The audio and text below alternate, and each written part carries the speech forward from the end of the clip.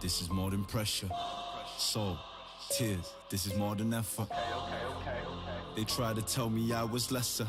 If all this makes diamonds, you should get your test done.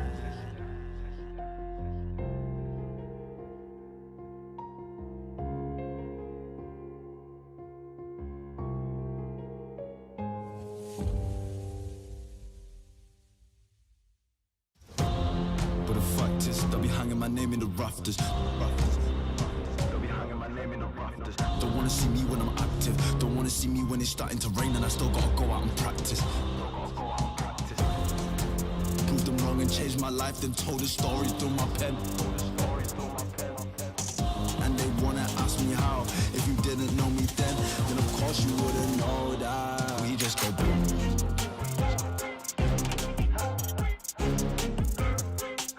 We just go boom.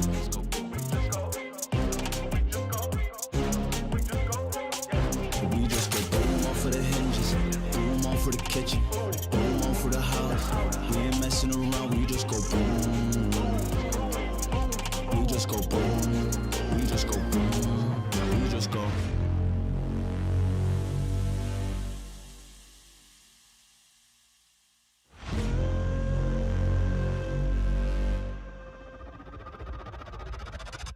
They try to take me out of my existence. Do you really think I'm giving up?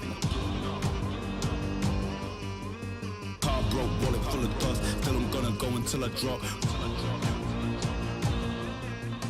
Motivation really ain't enough. Dedication really ain't enough. Affirmations really ain't enough. You better run for your silence. Cause the worst part of the war is quiet. We just go. We just go. We just go.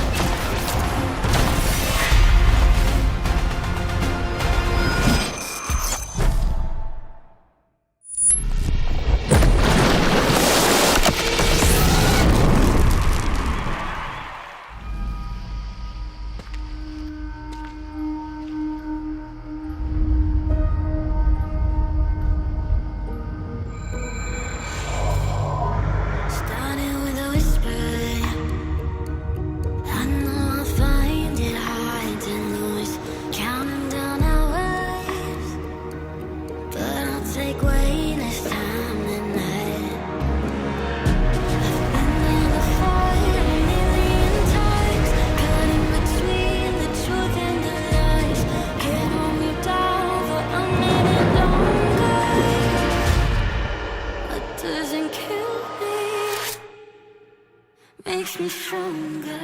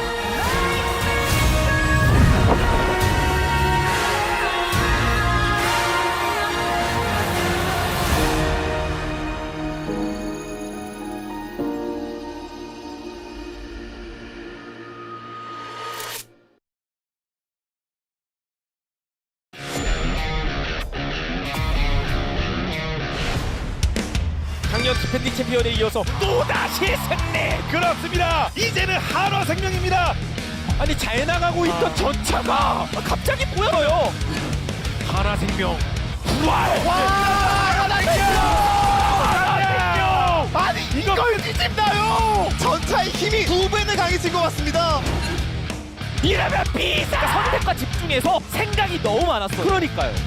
T1 진짜 경기력 굉장히 파괴적입니다. 그렇습니다. 큰 경기에서 T1. 와, 누가 캐리어. 스마트. T1 정말 하고 싶은 걸 다 하는 게임이에요. 가을인가?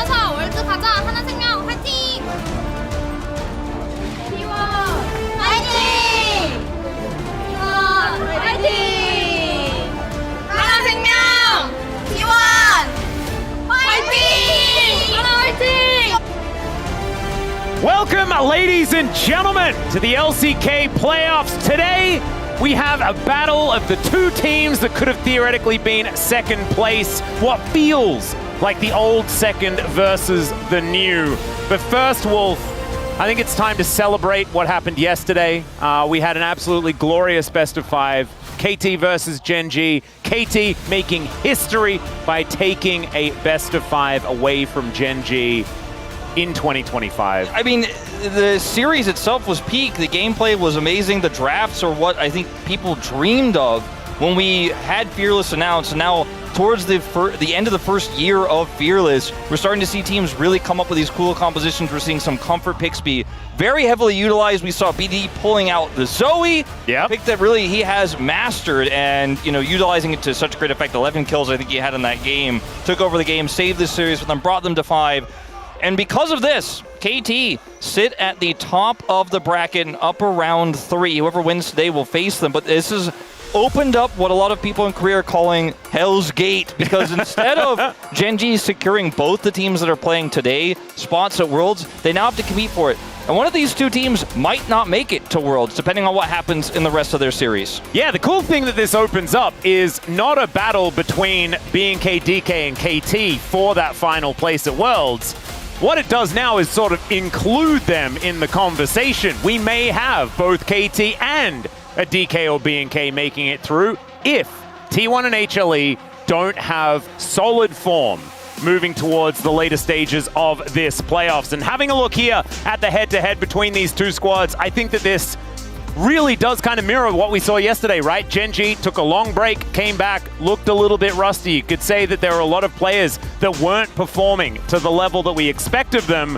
What the heck do we expect from Homolife Esports? It's hard to say. It is really hard to say. If you look at the history between these two teams in best of fives, T1 has gotten the better of even Rocks back in the day. See, Homolife Esports unable to overcome Genji and T1 in the Legend group despite finishing second place because of their performances in the first half of the year. That's weighted more heavily in the standings, so that gives them the opportunity to play here in this matchup. But T1 looking a little bit shaky in their series against D+, with the game being decided ultimately by Karia's Blitzcrank hook on aiming. You guys were there. If you watched the series, you remember that moment. If you're a T1 fan, you sighed relief because Karia has pulled themselves to this spot in the bracket. Such an exciting matchup between two teams that have so much history. The swap between Doran and Zeus, a rivalry between these teams that started very early on before LCK Cup with just a roster move, and Doran the man himself is looking for his 400th win today. Just one win would do it. You can take a look at the champions he's picked up the most of those wins on, his Gnar being his highest there at 37. It's kind of crazy thinking of Doran as our second most veteran top laner here in the LCK. It's just kind of ridiculous. I remember when this guy was very, very new, you know, came in as that mystery sub for Sword on Griffin and was since able to achieve a lot of things, you know, was often just towards the top end of the LCK, didn't necessarily run the same gauntlet that a player like Keen may have done, finishing every single place possible. But man, I'm interested in what these predictions are going to look like. Is there going to be some orange? And there the answer is yes. We did also going for Homolife Esports, but 3-2. Pony, also a Homolife Esports voter. No 3-0s in here, only Cloud, Templar, and Prince thinking this is going to be a 4-game series. The rest of us think it is going the distance, just like we saw yesterday, and just like, frankly, since we started play-ins, most series have. Yep. And having a look here on X, the fan predictions being 80% in favor of T1 is absolutely no surprise. But we have to remember back to the middle of this year, and HLE had a lot more people convinced that they were able to take a victory. So I'm going to be very interested in this coach interview to see what Dandy has to say about what his team is going to do. 안녕하세요. 하나생명 e스포츠 감독 최인규입니다. 2라운드 시작하게 되어서 좀 유리한 고지로 시작할 수 있게 돼서 좀 좋은 것 같고, T1을 다시 만나게 돼서 저의 저력을 다시 보여줄 수 있는 기회가 있어서 좋은 것 같습니다. 최근 T1전 뿐만이 아니라 4, 5세트 길게 가는 경기들이 많아서 우리도 준비 잘 해야겠다, 그렇게 그냥 전체적으로 봤던 것 같습니다. 캐리아 선수의 손끝에서 좀 게임이 많이 바뀐다고 생각해서 캐리아 선수가 제일 견제되는 것 같습니다. 저희가 계속해서 부족했던 점들 위주로 좀 보완을 했고, 비오5다 보니까 4, 5세트까지도 계속 신경 써서 좀 준비했던 것 같습니다. 3시 경기라서 저희가 항상 좀 일찍 자는 게 목표였는데 어제 선수들이 전부 다 일찍 자는 것 같아가지고 오늘 컨디션 좀 괜찮다고 보고 있습니다. 3대0 승리를 바라고 있지만 그래도 3대1 정도 예상하고 있습니다. 이번 시즌은 라운드 3 가고 거기서 승자전에서 이겨서 결승 직행하는 것을 목표로 최선을 다해보겠습니다. 하나생명 e스포츠 화이팅! 안녕하세요. T1 감독 김정균입니다. 2라운드 경기를 할 수 있게 돼서 굉장히 긍정적으로 생각하고 있고요. 또 이후에 계속해서 경기가 있기 때문에 준비를 잘해야 될 것 같습니다. 지금 모든 경기들을 지켜보면은 쉬운 경기가 없는 것 같이 보이고요. 또 1경기뿐만 아니라 1경기 이후에 2, 3, 4, 5경기까지 방향성을 잘 잡아야 될 것 같다고 생각합니다. 주목해야 될 라인은 저는 정글 라인이라고 생각하고 있고요. 그 이유는 최근에 저는 오너 선수가 굉장히 좋은 모습을 보여주고 있기 때문에 그렇게 생각하고 있습니다. 오늘 선수들 컨디션은 또 이제 경기를 시작해봐야 알 것 같긴 하지만 그냥 딱 보통인 것 같습니다. 이전 경기보다는 좀 더 오늘이 좋은 경기력이 나올 거라고 생각하고 있어서 3대1 예상하고 있습니다. 오늘 경기 중요한 것만큼 꼭 승리하고 싶습니다. T1 화이팅! Oh, I think Koma got a good night's sleep, but one thing that he didn't do is tell us that his players got a good night's sleep. Yeah. I think that was really important information that Dandy shared with us as we welcome Homolife Esports to the LoL Park stage. It's been a long time since we've seen them. I do want to say I have some behind-the-scenes information. Okay. I saw Peanut walking around. Lolpark was in pretty high spirits. That's good. To be perfectly honest. So not feeling too nervous by the looks of things. And we'll see whether that is going to work out as we have some moms here. Yeah, the whole family's come here. Oh, yeah. And it's a series that's difficult to predict because A, we haven't seen Hanwha's form in a while as they walk out here and give the bow to a packed Lolpark here tonight. And because T1 looked a little bit rocky in their series against D+. So difficult to predict already. Even if you look at these two teams at their top form, they usually play against each other very close. And right now we just don't have, I think, enough information to know one way or the other is going to be a decisive series. I think after game one, we'll have a much better idea. As I don't understand the end thing. Yeah, I kind of like tried to for a second, then I gave up.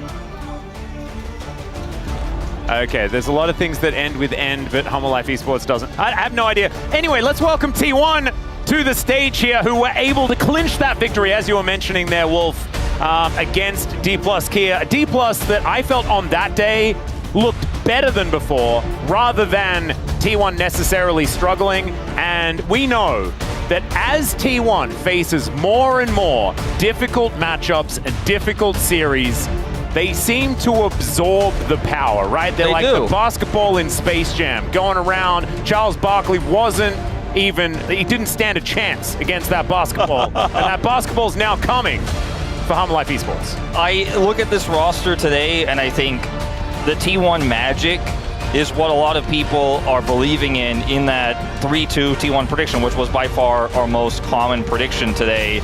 And the mid lane matchup is one where both of these players have not really been in the conversation of the top. Like BDD and Chovy have overshadowed them. Sure, we had Faker third in All-Pro, but I think there was quite a large gap in most people's minds between BDD and him. Yeah. Those the playoff stats here for Faker, though, pretty good. You know, we were criticizing him a lot in the Legend Group stats in terms of early laning struggling, but he's doing the most damage on his team right now. His damage per gold is incredibly impressive, and he had a great run through the playoffs thus far. So we'll see if that does carry over here, because Baker is the type of player that at the end of the summer season in the past would have a few struggles. Then when it gets to BO5s, he comes online, and when it comes to Worlds, well, the rest is history, right? But we are at that arc right now where Baker is still powering up, as you say, in this matchup here in the top lane between Zeus and Doran. This is the trade, this is the rivalry, but Doran has, generally speaking, gotten the better of Zeus in big best of fives with extremely high stakes. We'll see if that trend continues here today. Yeah, and you say generally speaking, I think that this year, it's just fact that Doran has been better. It's kind of insane, and I love the redemption arc that this guy has been on. So many people have doubted him. We all remember that flash over the wall, and not the one where Chronicler had the cute voice that he used, sounded like Mickey Mouse. It was the other one that we all had a bit more confusion and sadness thinking about. That Doran is gone. That guy is just not been here, and I know I'm a commentator. You might be thinking this is cursing him. If it does, then maybe that'll give us 5 games, because honestly, if Doran continues on his form, this guy on your screen, not this one, the other one, oh no, if he continues playing extraordinarily well, then we will, I think, possibly just have an incredibly one-sided series. The two styles of these teams are so different. It is T1's incredibly methodical setup on objectives and objective team fights that wins out games for them. Even in gold deficits, this team is able to fight their way through a 4,000 gold deficit if they can have that proper team fight, that Baron sneak that turns into an incredible turn. Humble Life Esports, a little bit more go with the flow. Let Viper carry, let Delight engage. Peanut, Delight's right-hand man in that type of setup, and then Viper cleans up and carries. Kuma not looking like he had the same night of sleep that the Humble Life players did coming into the series, but the other thing I'm worried about a little bit here for T1 is the drafting. When we get deeper in the series, they were able to make it work. It was scary, and they outplayed their own drafts, I think, in that series against D+. They were able to overperform. But against Humble Life, I think a different beast in terms of performance. So draft will matter, and I think T1 probably have a lot of learnings and takeaways from that series against D+ as well. Yeah, I would say that HLE, when they're on form, are probably our best like 5-game team, right? Like you get to game 5 and you're sitting there with Zeus and Viper that need to carry. Viper's like, give me Teemo, you know, like he's ready to carry on so many different picks. This guy plays so many different styles, and I think that as we get deeper into this best of 5, theoretically, that looks good for HLE. The problem is the slump that they've experienced, right? The fact that they haven't been able to take series off both Gen G and T1 for such a long time. This team needs to find the LCK Cup form. Otherwise, I mean, they might lose to B&K or DK. Who knows? Yeah, certainly possible. We're going to get our first real temperature gauge of that right now in this first draft. And against Faker, we have seen everyone loves to ban away those mid champions, but right now in this meta, taking away the Bard from Keria makes 100% sense. The Jhin Bard strategy we've seen T1 utilize better than anyone. This is not going to be allowed, not going to be available. Yep. The Rumble will be taken away here from Doran as well, and I think we'll probably see the Unara banned here for T1. Yep. There it is. And will it be Pantheon? Will it be Wukong? Something like that.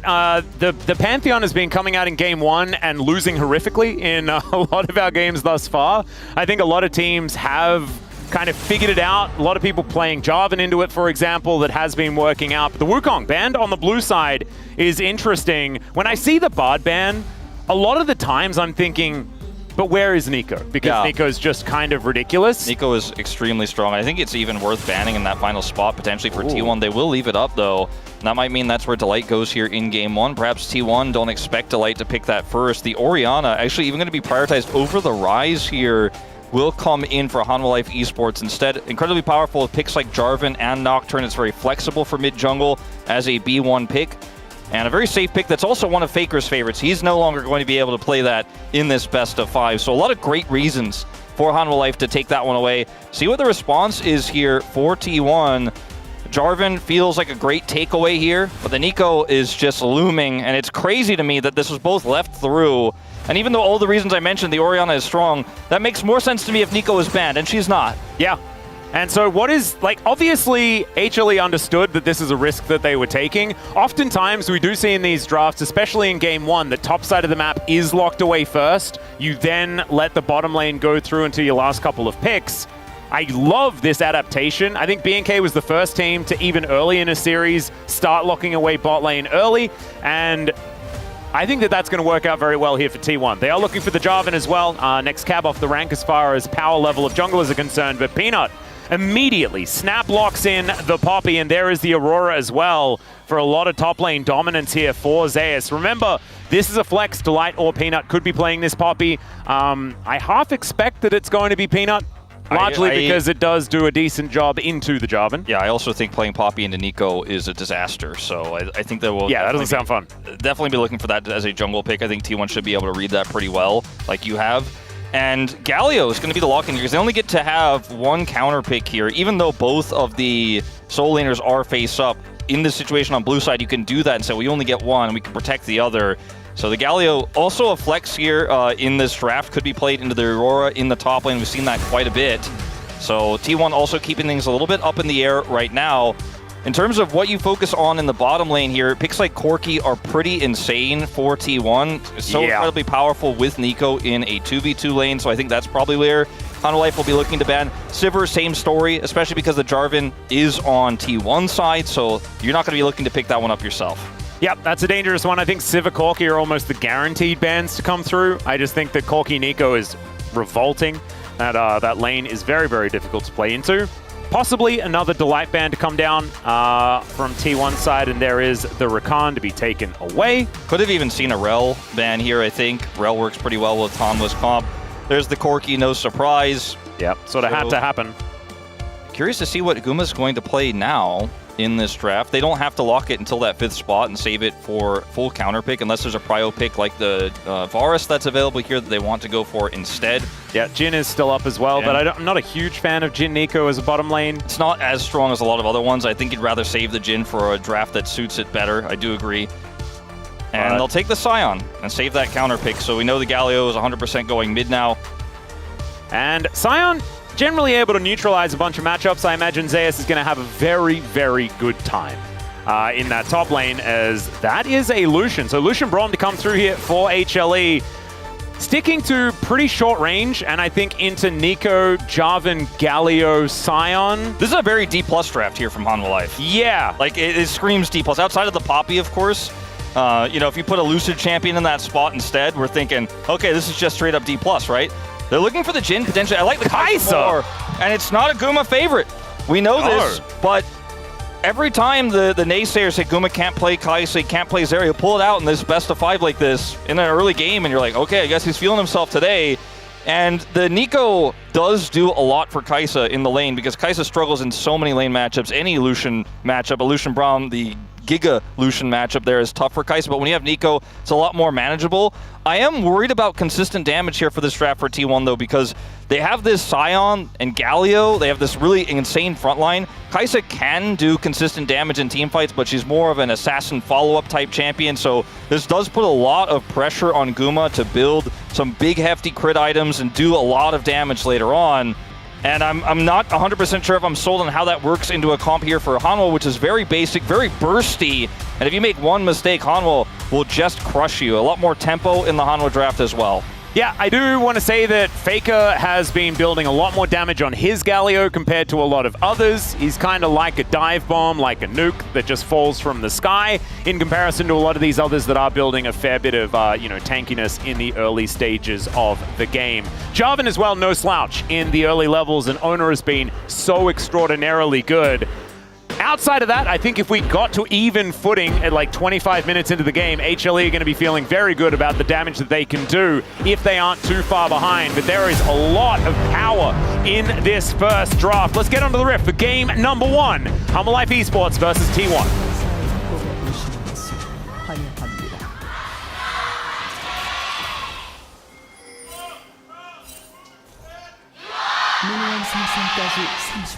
All right, and Lowpark erupts as the T1 fan chants go out. Of course, a lot turning up for HLE as well, and I did one of those things where we're on the T1 side, and so obviously it is louder to me. So I actually don't know. Maybe it was just even the whole way. It is a packed house here at Lowpark. And I can tell you it's a packed outside of the Lowpark house as well, outside. Overflowing house, one could say. There's a lot of screens that you can watch the game on. If you do come to Lowpark and don't have a ticket, you can enjoy the game with those who are also ticketless and just hanging out.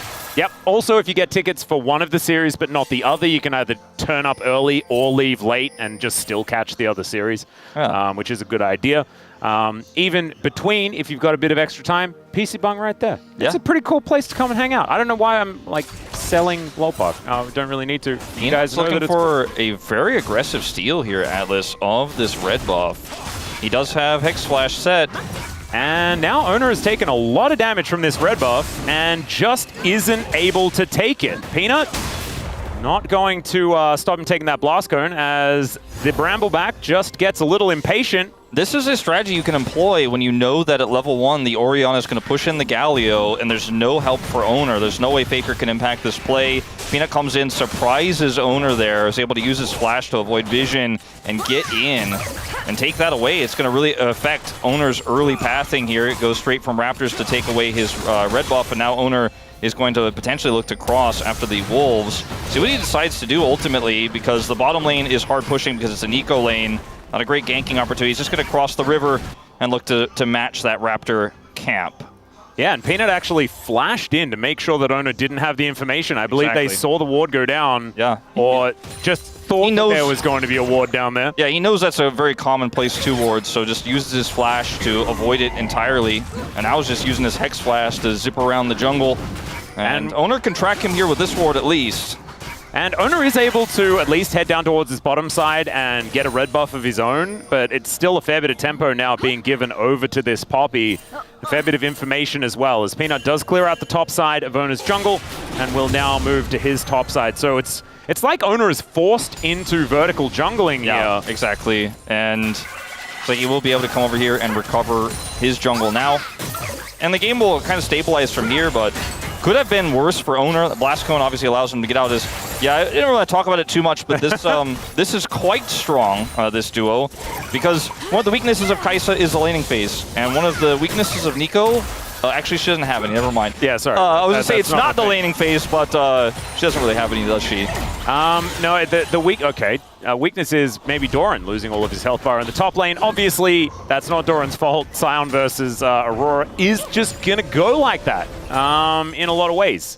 Yeah, Zeus can hit him from far away with all of his buttons. Yeah, and he obviously has Electrocute here and will continue to harass Doran as much as possible, denying him a bunch of farm here, as you can see.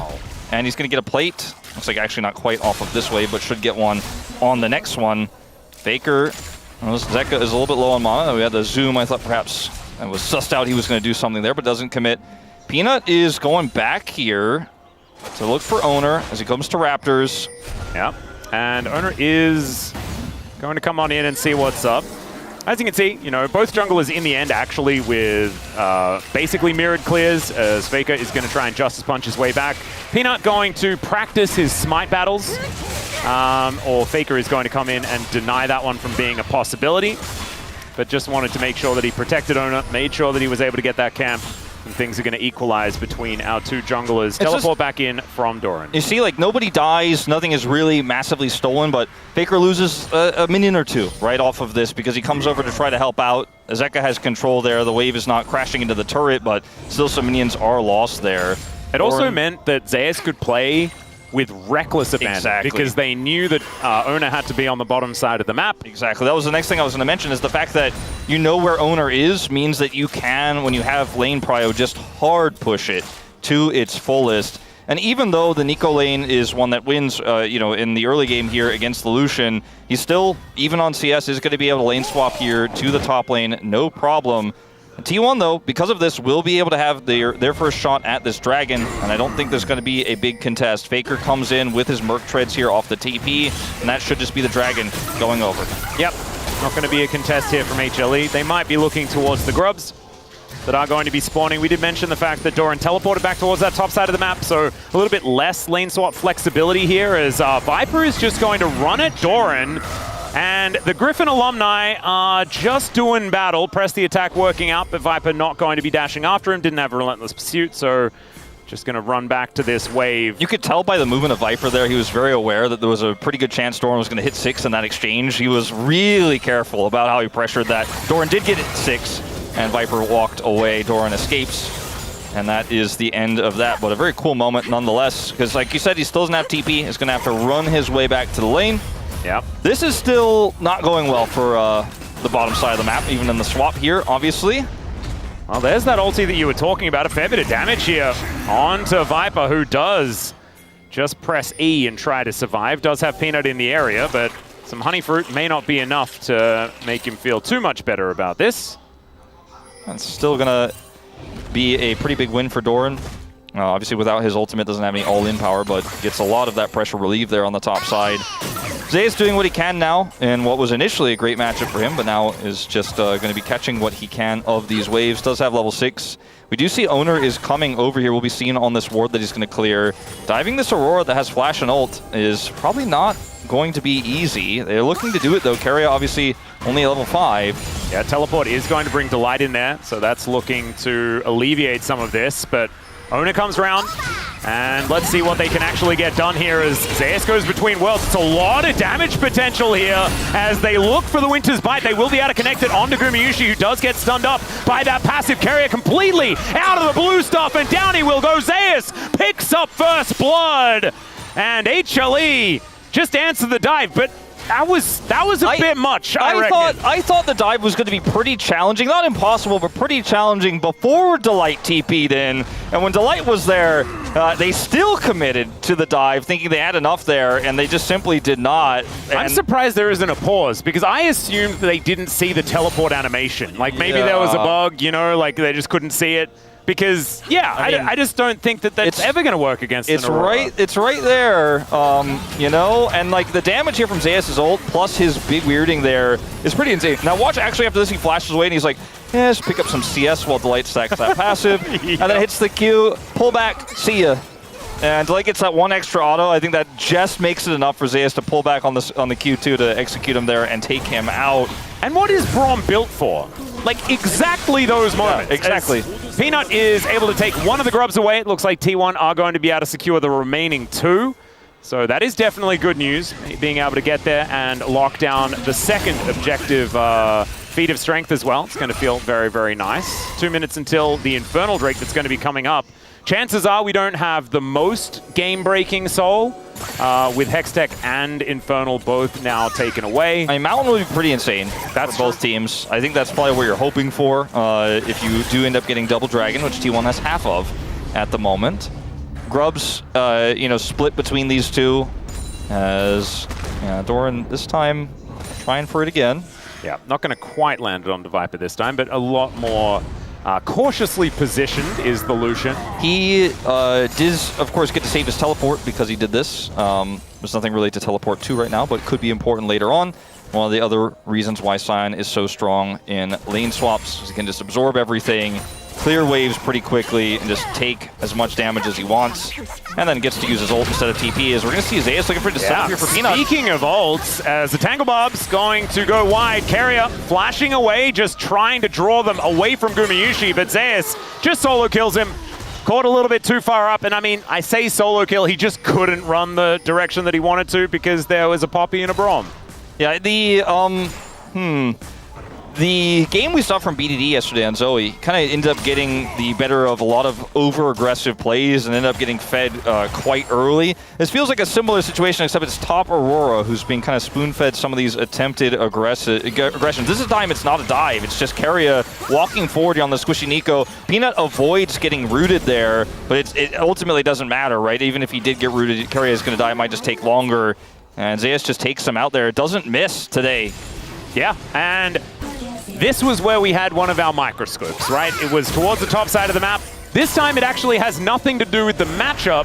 One thing that I imagine HLE fans are feeling pretty good about, though, is the fact that Zeus is looking like he's on form.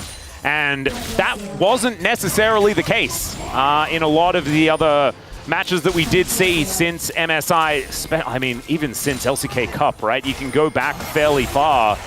But this is the Zeus that we were hoping to see all year long. I think we might see a late contest here, although Zeka would have to TP for it of this Dragon. Yeah, looks like HLE are coming on over to see what they can actually get to. Okay, just walk in and smite it. That'll do it. Peanut not known for his smites this year, but in this game, it feels like the tempo vibes are real for Hololive Esports. Peanut is going to walk up and take it, denying Double Dragon. It is Cloud Soul here in our first of this best of 5. You'll love to see it. And, Zeka TP'd, but doesn't have to fight or anything. And T1 end up committing a lot and getting nothing. Well, they might get Delight, who does flash out of the way of the Pop Blossom. Peanut and Viper will turn up now as the culling. Not going to quite do too much. Teleport does bring Faker in, though, and HLE does need to be really careful. Zeka making his way down, but Faker doesn't quite have the backup that he wants. Winds of War just going to be there to be annoying, and that will break up the fight. He came in like he was like the gym teacher that finds people being larrikins in the gym, something like that, and says, no, break it up. Enough of that. Yeah. Put those back. Yeah, goes back to the office. Goes back to the office. You could hurt yourself or somebody else with those. Exactly.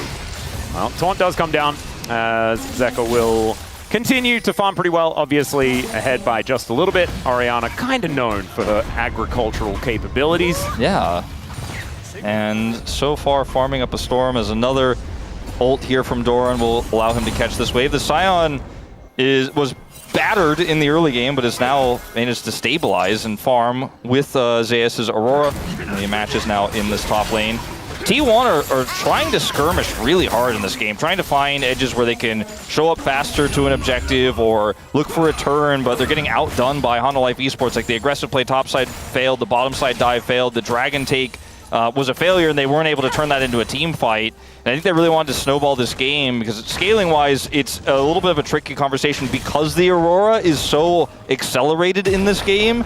The fights get tougher and tougher because she's also, I mean, she does so much damage. We've seen this in so many team fights where the damage numbers come up after the fight and you're like, she did what? Yeah. But also, like, she's such a great neutralizer of comps like this because of the fact that she just puts a circle on top of your engage and says, eat it. And the amount of mobility that you have as well. As there's a Q, fully charged, landing there by Doran, as he does find a pretty good angle here. Doesn't have ulti, kind of would love it if he did, though, because that was almost like kill threat onto Zeus. How many times am I going to watch a Sion charge Q in a bush and basically kill someone in this playoffs?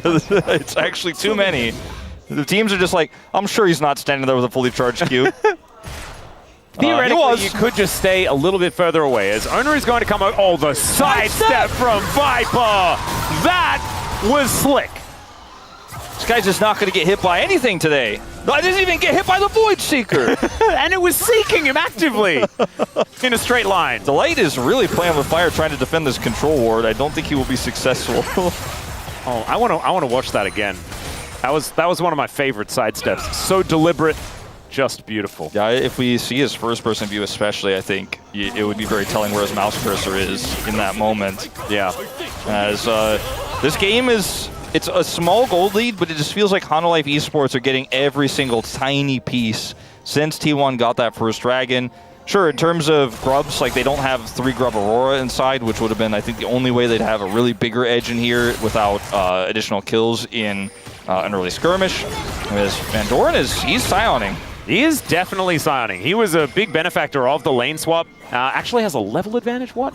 Yeah, it's crazy. That's sort of ridiculous. Part of that from Delight bailing Zeus out earlier, but he is really feeling himself in this game right now.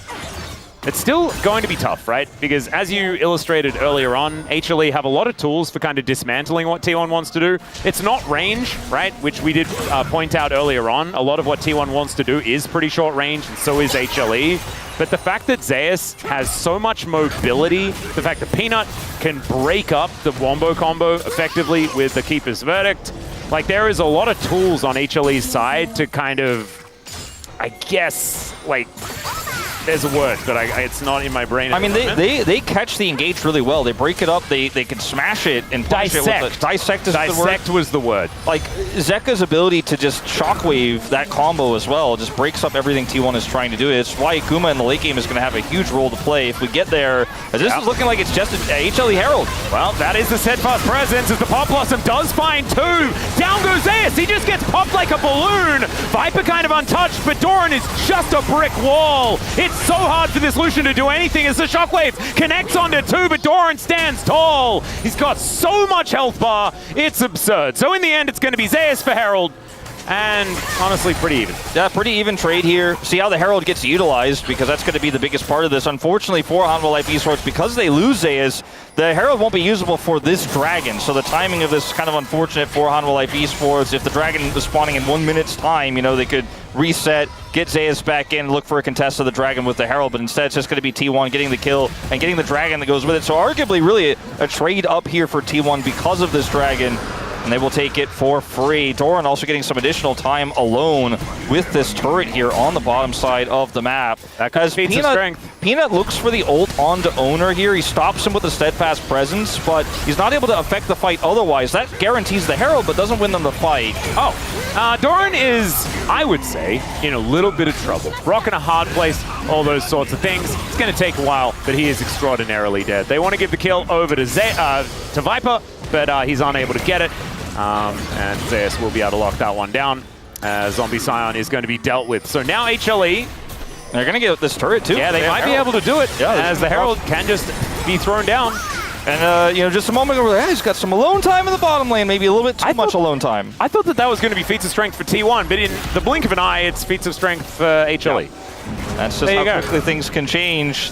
Oh, the pendulums. And now T1 are fully grouped down here without Doran. Doesn't have TP, trying to defend this charge. There's. Okay, well, he's just going to try and run away. 90 health on Shelly.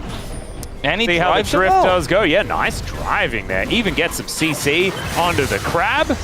And then Shelly's just going to run away towards the bottom side and will be dealt with. So no extra charge or anything like that, but just sometimes you need a way to perambulate yourself, and that's precisely what Zeus got. I feel this game is going to get harder for T1 before it gets better, unless they can find a big combo in an upcoming fight. And because these objectives were taken, for example, for free, like the Herald was stolen away by Peanut's ultimate, and then he's able to get that. They lose the fight, but they get that objective, which leads to a turret, which leads to Fates of Strength. Then the Dragon that they got after they got that kill onto Zeus doesn't give the T1 the opportunity to fight. Now Faker is going to be the next one to be caught in sides. Yeah, we've seen this play, this exact play that was like 5 minutes ago, as Faker's going to get stunned up by the concussive blows. That will line up the heroic charge so comfortably. Man, this Poppy Braum combo, it's working pretty well. And I mean, the kill was taken away from Zeus, but if he actually gets that there, he's on 4 kills, but I don't think he really cares that much. Given the game state, he's about to be a whole level up, or a whole item up, rather, on his counterpart in Doran, and he is just so large in this game. And it's these side lane pinches that T1 have been, unfortunately, so known for this time, not for the good way that we've seen in the past, where you've got Faker side laning, they turn it into a big win. They just kind of keep getting caught and getting nothing in return. They got to push onto the top side. They're not able to get the turret in return, though. And it is getting tougher before it gets easier, and maybe it doesn't get easier if this continues here for T1. It's looking a little bit rough. However, one thing that is fantastic, well, outside of that trade being a lot of damage, one thing that does look good, though, for HLE especially, is the fact that Peanut is doing things today. It's Peanut Poppy. And he had a game plan for the early game, right? Like, it did feel like in a lot of the games that we saw HLE play that Peanut didn't have the same level of knowledge. Like, he just kind of got it. When this team looked good, Peanut knew things before everyone else. Yeah. But what he's looked like over the last few months has been sort of the opposite of that. Like he was playing catch-up the entire time. This is once again that proactive Peanut that we were hoping to see more of. I think it's not fair that yesterday Canyon got his Lee Sin stats lower third, but Peanut didn't get his Poppy stats lower third. Maybe we can get one. Like, this is Castus to G-Sun. If you could, if there's a Poppy lower third that we could do of any kind, even if it's just a picture of Raggedy Ann, that's completely fine as well. All right, now, jokes aside about the Poppy sets, T1 are fully grouped here on Otacon right now. They get a pick. Could be an opportunity. They have this choke point controlled. Now, this is exactly how T1 want to fight. They don't want to push into a shockwave in the choke point, but on the outside, on the concave of it, they have a great team fighting composition. Doran also has TP at the ready. Yep, engage Braum at the ready as well, as you were talking about. Shockwave to clear out the wave and a Faker at the same time, as he will take 3 turret shots off the back end of that play. Zeka actually convincing the Galio to leave. I think that's 100% worth for Zeka, because now your Galio is just not in this fight. He's going to have to back and TP, and they've lost all control. And sure, your Shockwave's down, but T1 just cannot team fight now that they've lost control of this area. Faker chases a bit deep there, trying to grab the turret. Just out of vision. Yeah, it's crazy. And they're just going to get the free reset. Yep, nicely done. So Void Seeker from Gumayushi just going to try and scan the river. But they do have a fair bit of deep wards, things like this. T1 not going to be too surprised about what's going on the map as Gumayushi gets the shove in this mid lane. And Viper will be making his way back. Essence Reaver and on the way towards the Infinity Edge here for the Lucian. As item number 2 should be very close for Gumayushi at the same time. In fact, probably has it. Yeah, there's the Rage Blade. And that's a big deal. That means 2-item spike a little earlier here for T1 in the bottom lane. Obviously, the items are a little bit cheaper, but still, item completion is very important. Yeah, this is the type of explosive fight you need, or the type of item advantage you want to have that explosive fight here in the mid game as T1, as Keria. Yeah, Zeka just sent another person home. Yeah. He's a bouncer. Yeah, he says you can't here. And so when this choke point is controlled for Hanwha, T1 just can't fight, especially now that this time he sends him home without utilizing the shockwave. Faker is actually still lurking around this area, but they're very aware of it. And it's 10 stacks on the Rod of Ages. It's Seraph's complete. Like, Zeka has... He's so difficult to kill. Yeah. Like, this is the Bruiser Orianna that we saw. There we go. There's the Lolly Poppy. Never mind. Not even Ragdoll Poppy. It's the terrifying one. There's a reason why we don't have that splash out anymore, guys. That's Nightmare Fuel. That's an image of me taking a bite out of Peanut's win rate there, being like, yes, it's delicious. So high win rate on this champion. I don't actually have the number on me right now, but it's really high. Maybe we thought about using it, but we were like, no, let's just not. In my mind, it's very high, but you never know. In my mind, I feel like Beryl has an extraordinarily high win rate on everything. But as we know, that's not often true. All right, so once again, T1 wrestled away this prio of the Otacon, and we continue to do this dance here. And they need to hold on to it, right? Guma's in a really good position here, very difficult to punish. Doran's getting impatient as he just flashes on top of Viper. He tries to get out, but the Pop Blossom was waiting for him, and Faker just bonks him on the head, lands down from the sky. That is just going to be the one pick. A lot of resources used. Every R button has been pressed to take down this Lucian. But still a fair bit of damage towards Delight. Peanut trying to be a nuisance. I don't think it's Otacon time, but it's a good pick for T1. I just checked, by the way, 75.6% career. Not in LCK. I think in LCK it's higher, but that's still kind of ridiculous. And this should mean that Soul Point does go over to T1. It is, and you know, T1 have this insane collapse onto Viper, and Guma's in position to follow up with his ultimate. It's just so easy to, when you find an isolated target like this, like look at where Keria is on the side here.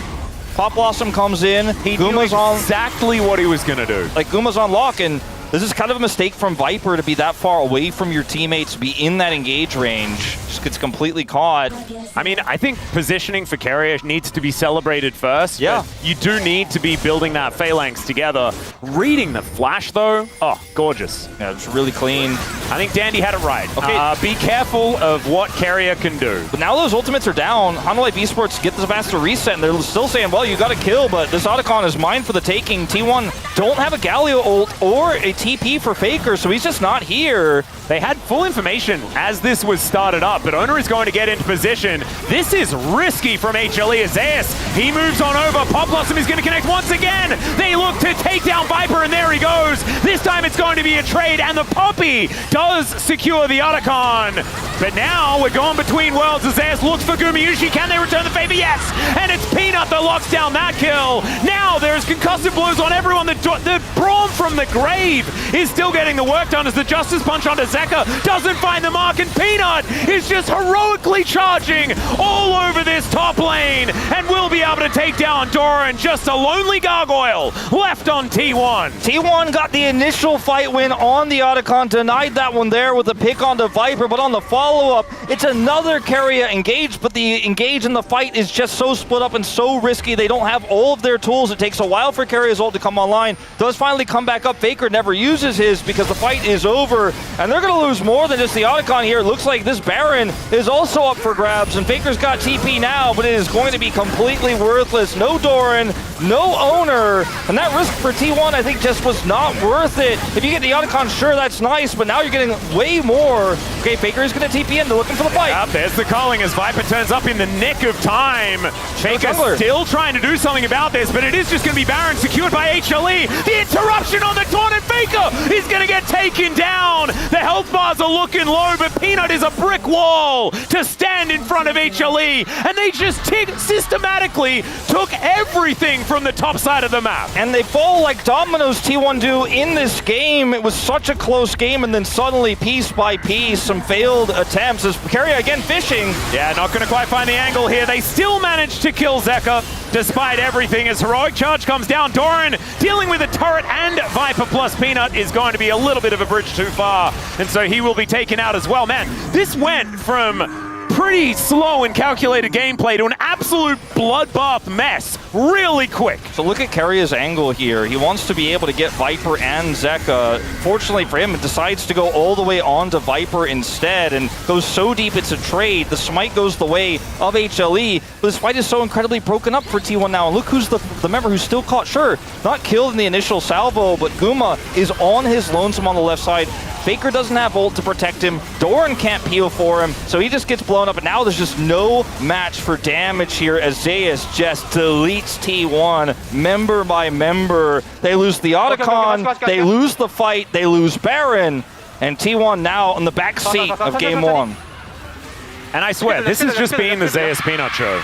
The two of them have been playing so well, and who has been getting all the criticism this year? It's those two players. It certainly is. And seeing it here from Zeus' perspective, playing an absolutely incredible game. Man, I was not, like, I had a few theories about what we were going to see from HLE.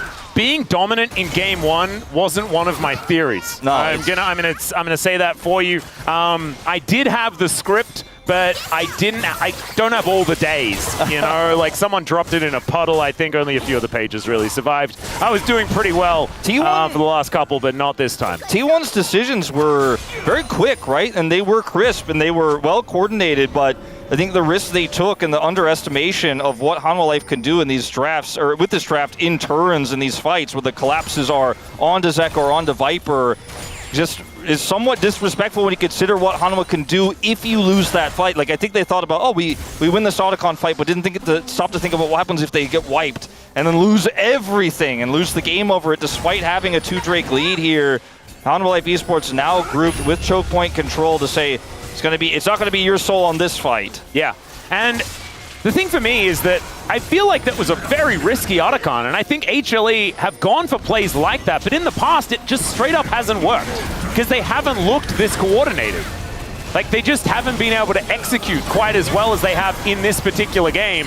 They're gonna have to do so again, though, as Faker just getting sidelined by Viper here, who is just all over him. Heroic Entrance comes down defensively, but they can also use it as an offense, as Zeus might get caught, and he is just gonna be put in the Cataclysm. The culling comes through, though, and Owner is gonna be taken out as well. Viper relatively untouched in the back end as Faker goes golden, but that is not going to save him. And now Doran just trying to run away. T1, it looked like they sort of had an angle, and they have half a plan, but it's the getaway that they haven't figured out. They just don't have enough damage, Atlas, and it's a triple threat here for the side of Hanwha Life Esports. Sure, maybe you can kill one of Zeus, Zeka, or Viper, but you can't get all three, and you're never going to get 2 out of 3.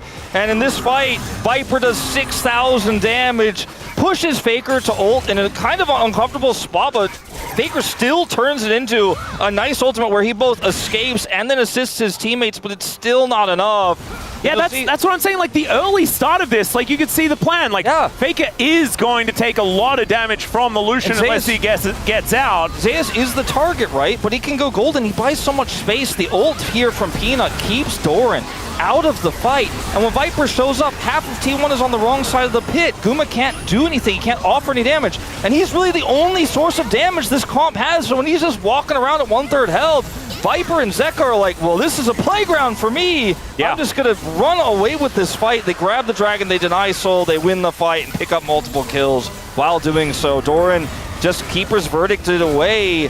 And Guma was on the left side of the pit. Like, he just couldn't offer anything back. Yeah, you were talking about it. I think that Gumayusi has a lot on his shoulders here today. Zeus and Viper don't have quite as much because they have each other, right? Yeah. They both do so much damage. And you saw, like, Viper was consistently caught out in the last couple of fights, but then Zeus was there. This time, it's the other side. You know, Zeus did do a beautiful job avoiding a lot of what the Pop Blossom could have done with his ultimate, still got a lot of damage off, but then blew up immediately. And then Viper was untouched, right? Yeah, and the build here from Guma doesn't offer him a ton of like consistent damage later on. Like, he's Kraken Slayer Rage Blade, that's super standard to then go into the Nashor's Tooth. Obviously, is going to give you the transformation so that you can offer some poke, but I just don't think poke is going to win you this game. You need more consistent damage. He has safety then as well on top of this arm guard, but it just really isn't going to be the one carry hyper carry. This is not a Teddy Kaisa like 1v9 game, and especially with the game state now where they're so far behind, it's difficult for him to do so. As here comes Peanut up into the front line, they're looking to collapse.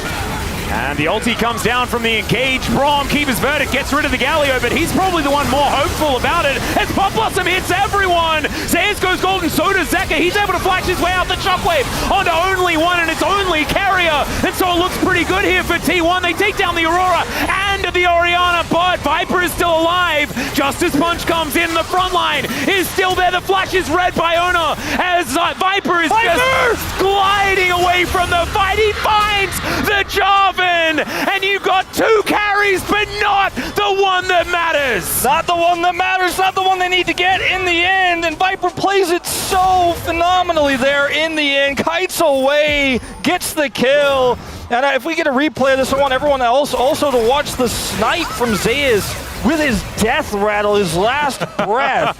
Gets the pullback on his Q. Nico taken out here. Faker the only one remaining, the last man standing here to watch the Baron fall. 4,700 gold the lead. All right, well, we've got a teleport coming in. Faker and Doran are both very tanky. Now, this is a little bit risky here for Hanwha. I mean, Delight's basically dead. TE is coming through from Zeka. He does have his Shockwave back available. But they also have Gumayusi coming in. Killer Instinct at the ready. Culling comes down. And T1 are going to be... This is risky for HLE as Doran gets himself in there. He's avoided majoritively, though. And the Q does absolutely nothing. Voicing unable to get any steals. And we're going between the worlds. And what's between them? Looking like a Game 1 victory here for HLE, who will grab another Baron and look for another push. Just phenomenal performances across the board here individually, but also as a unit from Hanwha Life Esports. They had a massive lead early, and they just keep taking W's with it. Even with T1 trying to catch them for their greed, they just outplay them once again on this Baron, and it looks like the Nexus will explode here in about 33.5 minutes for T1. It's not looking good. They could go for one last-ditch effort, and we'll see whether it is going to work out. But Ona, man, like, just wasn't able to do anything. The keeper's verdict is in, and Gumayusi is out of there. Pop Blossom not doing anything here at all. And the Cataclysm comes on through, but I think we know who is at the mercy of the Cataclysm in this game. Is this time they'll be able to get Viper. Never mind, Gumayusi doing a fair bit of work, but the Shockwave is gorgeous. He will be able to go into stealth momentarily, but that's a dangerous orb. Still able to actually buy enough time, as the dead inhibitor turret will be able to almost get Zeka to safety. Dead, unfortunately for him. He's going to come over and grab this turret at least. Wait a second. Base race, ladies and gentlemen. Wait, is he actually, there's no way, right? He's going to look for it. He doesn't have flash available, but Doran also not really able to kill him. Zeka is just here, and he's looking to go to game 2 a little earlier, but it's just not going to happen. Unfortunately, couldn't get through administration on that one, and we're just going to have to wait. Should have played Cassidy Atlas. Yeah, definitely should. Well, in this fight here, it's just an initial pick attempt onto Doran, right? He's super tanky, but they're so far ahead, it doesn't necessarily matter. Blossom comes through. Now watch Zeus in this fight. Watch him. He's so low, flashes away, gets over the ult here of the Jarvan, and snipes Guma. It's actually absurd. Like, it's actually unreal. And then from there, that's not enough, right? Because there's just so many melees trying to get on top of Viper. And Golden is Faker, right? Look at this attempt from Owner. He flashes over the wall, dashes back here, has the blast cone to play around, doesn't need it. This guy's reaction time is absurd, as gets out of the way of the Q from Ona, which could have been the end, as Viper looking for another culling. Faker taking so much damage here. This is still Cloud Soul for T1 possible, but Zeus is just skipping into the enemy base. And in the meantime, T1 are also losing the fight on the bottom side. 6 elemental drakes to go down before there's a soul, and more of Malmortius from the grave is what Owner is going to pick up, and I just don't think he's going to have time to use it, as HLE are closing in on the exposed nexus of T1. There's still a few members here. They still have 4 left alive. Guma is going to have to make a miracle happen here in this base defense if we are going to see this turnaround for T1. Well, there's the Between Worlds for Zeus, already doing so much damage. Goes Golden here as well, as Doran taking a fair bit. Heroic entrance just to buy some space here for T1. But Zeus just walks around it, finding these angles beautifully. Gumayusi far too low to get anything done. The self-ult flash from Zeka to hold them in position. And it's all a formality, as the Nexus is so close to dead already, and HLE will springboard themselves into a game 2 with a victory in hand. Phenomenal performances from the carries here of Hanwha Life Esports. Every single member had a role to play, because like you said at the beginning of the game, it was just Zeus and Peanut against the world. They were doing everything in the early game. So many big ults from Peanut, the early ganks. But then when it came to later on team fights, Zeka showed up big with his shockwaves. He was able to survive some of those engages. He was able to split himself away when they were collapsing onto Viper, so he could survive and help turn those fights. And then Viper, 51,000 damage on Lucian! That is a disgusting amount of damage. I was waiting for the graph to like let me I was gonna like hammer the point in, but I didn't think it was gonna be over 50, Atlas. Yeah, and I was like 42 or something. I was about to glaze Zeus, you know, I'm like, oh, and look at all of the damage the Aurora did. Well, actually, it kind of pales in comparison, as, yeah, Viper having one heck of a day here today. And there's a lot of narrative points that we can now bring back, because HLE are looking like they're pretty good at the video game once again. However, only game 1 of this best of 5 series, and we'll see whether T1 can get themselves back on track, as we are going to go to a short break. When we get back to space, they're going to break it down, and we'll have game number 2.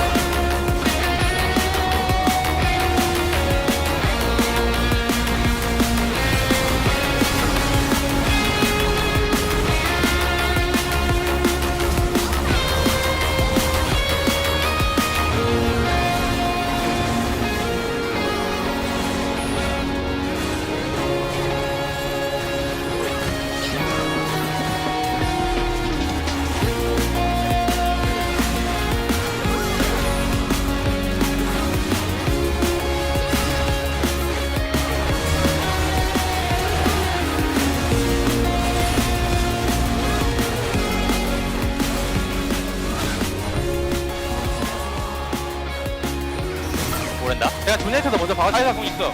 야 이거 싸움 터치해본다 이거. 갈게. 대진탕 먼저. 알렘부터 뭐야? 알렘부터 때려봐. 알렘부터 때려봐. 리코 도플. 안내. 야 괜찮아 나 안 죽어. 앞에 때려줘. 빨강 먼저 잡아봐. 다르면 나온다. 야 혼자. 야 가자. 터치면 끝나. 아이 그냥 잡아. 리코. 잡아요. 나 봐주실 거야? 나 봐줄게. 끝내자. 나이스.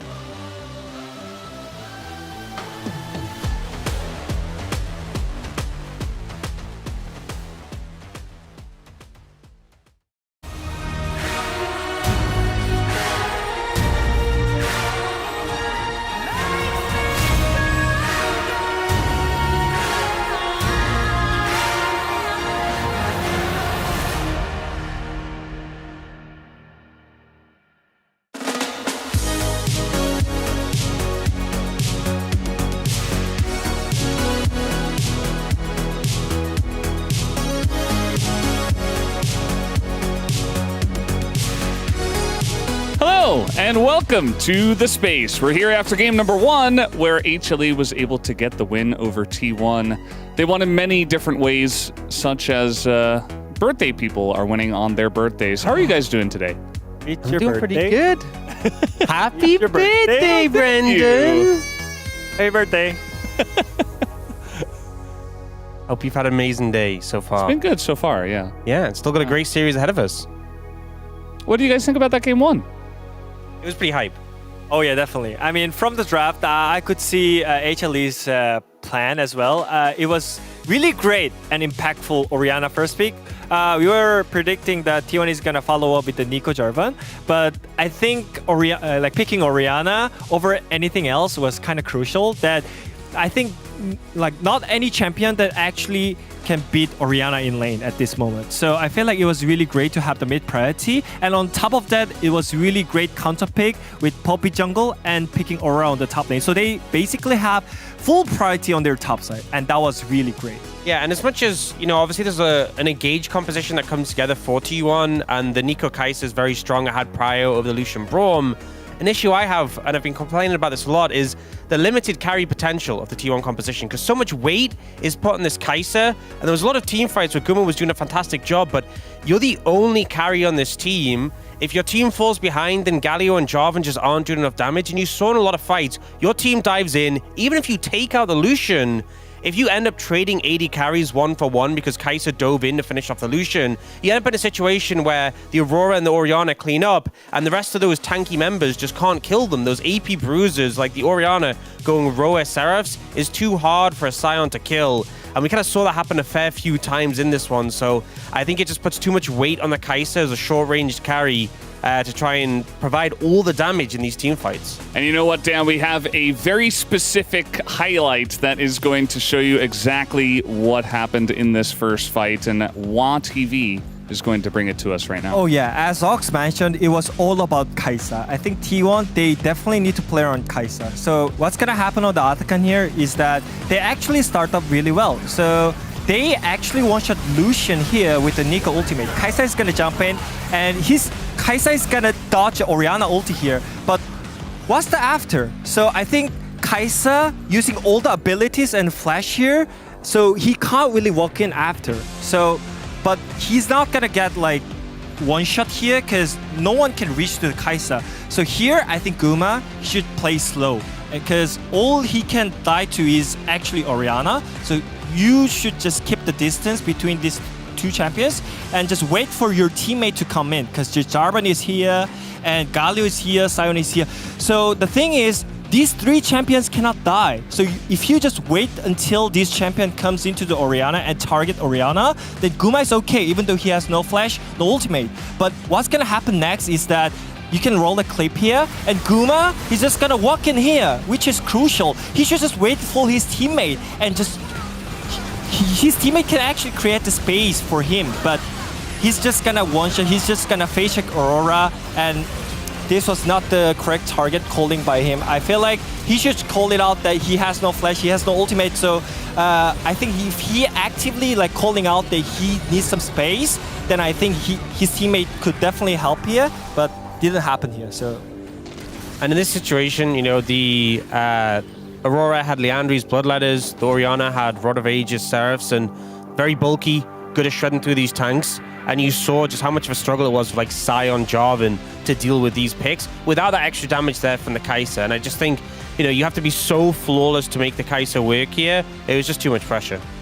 Yeah, the 1 carry, low range in a kind of wonky situation, wonky position did not work out for the side of T1. And in this second play, we had kind of the nail in the coffin as it looked okay for T1 starting off, but eventually Viper popped off. This was actually a bit of a fumble from HLE, and it was a dream engage because the ult knocks away the Galio, who you don't care about. There's a 4-man Nico engage, and then the Shockwave gets really low value here, only hitting the Nico. So it looks like a great start. We do end up seeing, though, the Kai'Sa going down, but then the Lucian gets targeted here. But this kiting that comes out from Viper is insane. The flash knockup is great from Oner, but this sidestep here, it's just so beautiful. And that's the difference maker. able to clean up the rest of the fight. I mean, I think at that point they'd already come out ahead because the rest of the team had cleaned up, but it was just that last minute kiting at the end, and also the fact that even though the fight started well, again, the kites are going down, you lose all your damage from that. And I just think they didn't have gas in the tank going forwards. I mean, I still remember when T1 played against DK and there was one team fight that Guma could actually carry, but he had no flash. I think this time around, it was the same. If Kaisa had flash this time around, he could definitely 1v9. But again, it was game-ending team fight, but he had no flash. I feel like T1, many times, they ignore what AD carry can do in the team fight. I think they should just wait for his AD carry so he can actually do something more with the flash, so they can just give up some stuffs. But many times it happens, they don't care about their own AD carry summon a spell, and they're just gonna team fight, and oh, well, our AD carry has no flash. Then what happens next? You're gonna lose the team fight. Absolutely. Well, on the side of HLE, everything looking pretty strong to start off this series. I think, you know, not a lot of predictions going their way, and the two that did, one of them being Wadded, by the way, the other being Pony, we're 3-2. We're expecting a close series. We'll see if we actually get it here as we throw it back to our casters for game number 2. Thank you very much, and Sengel Chukayo there, Brendo Nim, happy birthday, my friend. And I hope that you're going to get another banger. Obviously, we were celebrating your birthday early with one of the best of fives that we've seen in recent memory, and we may be able to back that one up if T1 can get back on the horse. And I'm glad that the space illustrated some of the drafting woes. We prefer not to go into those too much when we're on the Rift, because, you know, you don't want to sell things short early or anything like that. Like, if some of those fights were played a little bit differently, I think it was still a playable comp for T1 as the space and what it illustrated there. It's just that the risk is so high when you only have one real damage threat. So on blue side now, T1 have an opportunity to run back a different and perhaps more stable draft here in game 2. All these big picks are gone. The Nico is gone. Yep. Like, Guma usually avoids playing Kaisa. Played very well last game, but not well enough to get them across the line. But now they don't have to worry about that threat because it's Fearless banned for the rest of the series. The Orianna's gone, the Lucian's gone, the Aurora's gone. So picks like the Gwen rise in priority quite a bit. Hanwha going to take the Bard away from Keria again over those really standard red side bans. I actually really like just perma-banning Bard in this series against T1. I think Keria has been able to warp games with that champion, and we saw they can give away some power picks and still make things work. We know that they've got deep pockets as far as champions that they can play, and they can pick up some of these counter picks if they need to.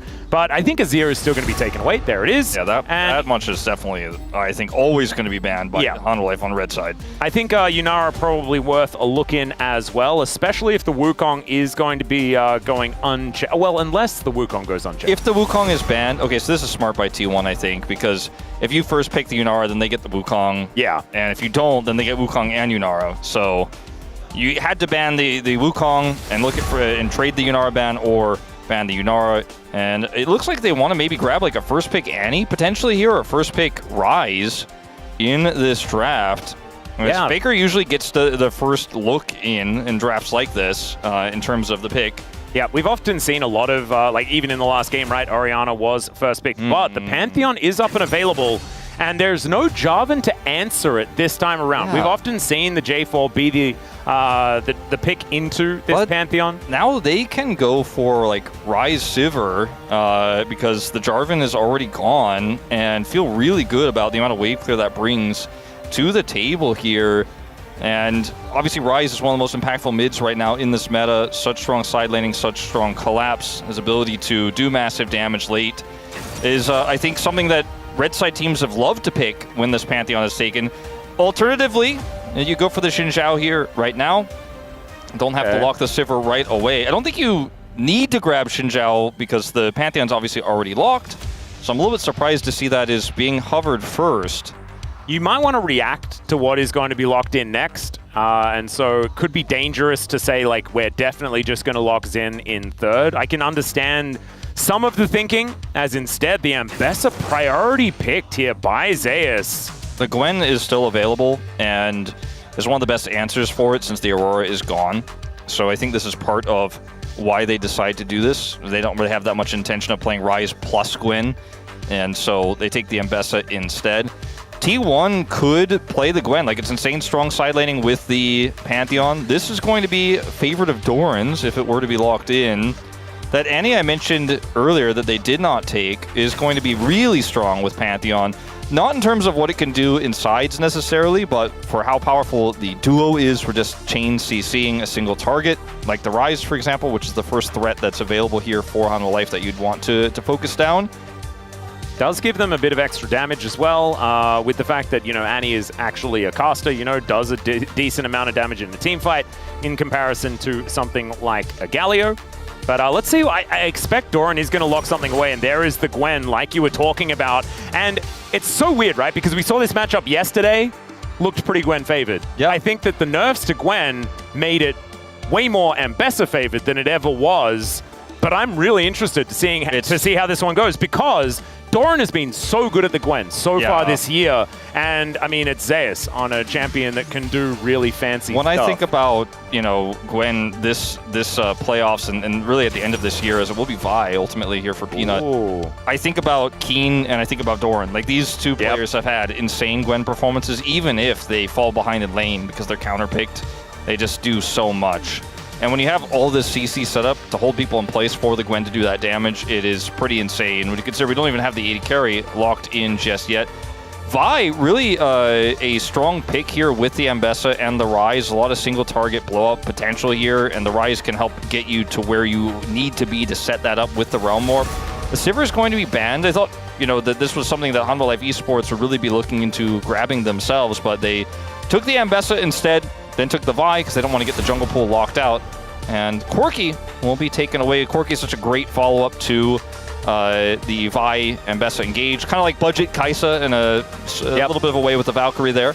I think the Jhin is also worth a look in, as the Annie and Rakan combo going to be taken away, but the Alistar will be prioritized as far as that ban is concerned. Delight not going to be playing that one. And now, what are we locking away, Viper? I expect something like a Varus or a Jhin. Jhin or Varus both work really well because they're both long range. They're both very safe into the Annie pick, and they both follow up on these single target engages really well. But he's got something else in mind here if they're going to lock this Rel. I mean, it's a Delight favorite. Yep, we're going to pan over to Delight. I mean, how much the engage... camera guys also thought Viper was going to lock something in. How much engage do we really need in this draft? They got a lot.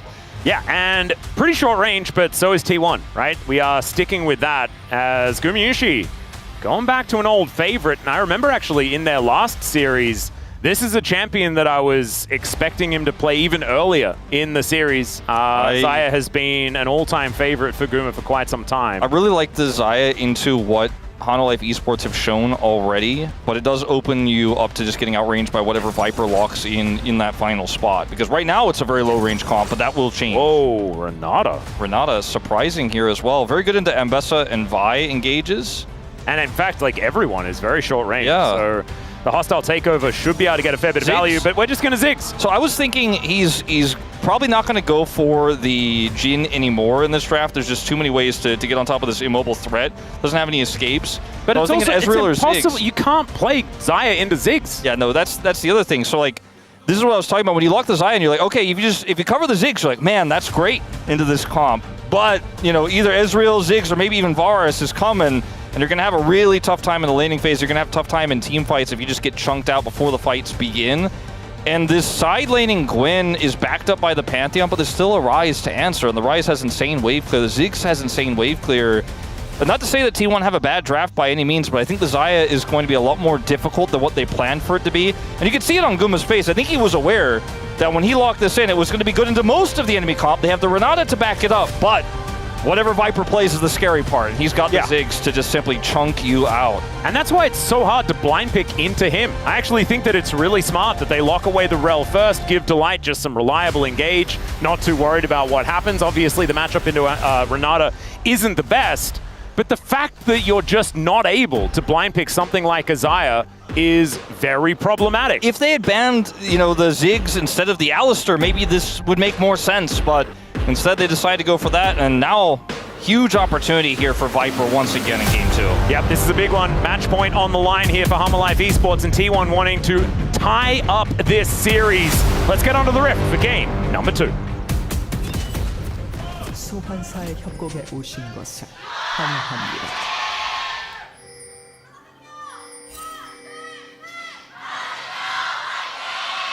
All right, here we are, ladies and gentlemen, onto the Rift, and I will give you a little bit of a peek behind the curtain here as far as our caster group chat is concerned. Dan was apparently screaming at the TV for some zigs. Even before Xayah was locked in, he's like, give me the zigs, give me the zigs. And Viper doesn't let him down. When you see the Rel on top of the other single target CC, it's so easy to follow up as Ziggs with your ultimate, but even just with your damage in general, the zoning he can provide on objectives is really, really strong. And when you're playing into the Annie, sometimes the Annie, and any low-range comp that has an Annie, is just kind of waiting for you to look for the fight first so that they can re-engage or catch you on a flank. But the Ziggs just really gives this composition for Hanwha Life Esports a lot more depth, because before it was just low-range, all-in, engage. But now the Ziggs is like, I follow up on that, but I'm safe as well, and I can do consistent damage. He's going to be pretty much unkillable for a large portion of this game. Also, very cute skin. I don't know whether that's necessarily my favorite. Pool Party is just a little bit too good. But it is kind of adorable and does have a lot of pretty colors, and I like pretty colors. I'm a simple man. Okay, having a look here in this mid lane, as Faker should be absolutely fine here. I believe probably a similar matchup to what we saw in the first game, but this time you can see that Faker is able to get a little bit more priority. And gets the stun here. Zeka still gets that minion. And it's going to be level 2 first for Faker, nothing crazy. I'm more interested in, we know what the bottom lane is going to look like, which is Ziggs is going to outrange and put some pressure on. Not here at level 1, but once level 2 gets hit, that's going to be a little bit easier. He's also missed a few of those Qs. What happens in the top lane is where I'm like, ooh, that one's pretty spicy. Yeah, that's what I'm talking about, observers. Yeah, it is continuing to look a little bit spicy here. Zeus has gone for the grasp, and the wave is going to be shoved towards him right now. We are going to see both of these top laners sitting on pretty low health for a large portion of this laning phase. It's going to give us a bit of anxiety, and hopefully we can all cope with it. Yeah, Doran gets the shield there out of Zeus, doesn't commit his Q, uses it for the minions, crashes the wave in. It does feel like most of these. Yeah, it does feel like Doran's shield will be helping Zeus out here quite a bit. I don't know why he stole the shield of his lane opponent, but there you go. And Doran is actually going to be going for an early back here as well, just to make sure that he's feeling all right. Teleporting in as well, as he will be able to collect a cloth armor. Zeus to get a little frisky with this. I was actually thinking about going home himself, but decides instead to stick around momentarily. Yeah, sometimes, you know, with Ambessa in another matchup, you can just like spin around, press all your buttons, get away, and then be like, aha, now I have health advantage with my TP. But instead, he's trying to bait him because Peanut's coming. Doran, see if he reads this. Oh, Doran actually sticking around, does have that snip fully stacked up. Will mean that Peanut is just going to back away. But Doran in a very good position now. Okay, see how this one is going to go. And now Zeus is kind of in this awkward spot where it's not a great time to back and wants to get these minions pushed in and then back and then TP back in. Might even just be able to skip the TP if he could have cleared the whole wave. Just gonna walk away now. Yep. And Peanut does not commit any further, as this bottom lane is really not going according to the tin, as you often say. It's going very well for Guma, in fact.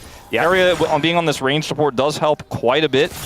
And I offer a lot of shields. Says, oh, yeah, nice little satchel there to get Viper out of dodge. I think this is more of a don't die type lane in the early stages. I think it's more unanswerable later on. If you make a mistake as the Xayah, then you can die. But if you hit all of the poke as Ziggs, I think even into the Renata, you can get some advantages. But he has dodged a lot of that poke, as we saw when we were watching that lane earlier. Like Guma and Keria were really absorbing it well. You know, you can shield things like the bomb, the Comet as well with Keria once you have level 3.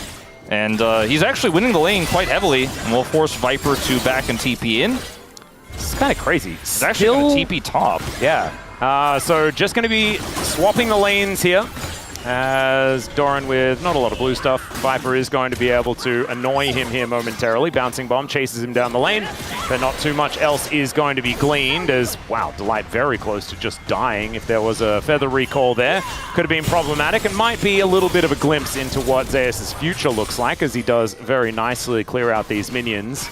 Yeah, a lot of minions to be caught here for Viper. Will get some of that CS back that he was missing. You can see he's just going to try to take some away from his opponent. Because of this lane swap that Guma and Keria were confident enough to think that they could force, we actually see Guma taking teleport as well, which is quite rare. It's normal for the Ziggs to do this because he gets so much value out of it, and because he destroys turrets so quickly, like there's so much utility in it outside of lane swaps and getting pushed in the lane. But Guma matching it, that's pretty rare. But I actually think it makes a ton of sense in this game. Very smart choice. Yeah, pretty cool. And it is going to mean that T1, with that control of the bottom side that they did lock down, are going to be able to get themselves the first Drake of the game. That is going to be a Chemtech this time around. Not going to see any Chemtech souls. And that should be falling down momentarily. Level 5 still here for Doran, is pretty close to level 6, but Zeus, as we could see, does manage to pick that one up a little bit earlier on.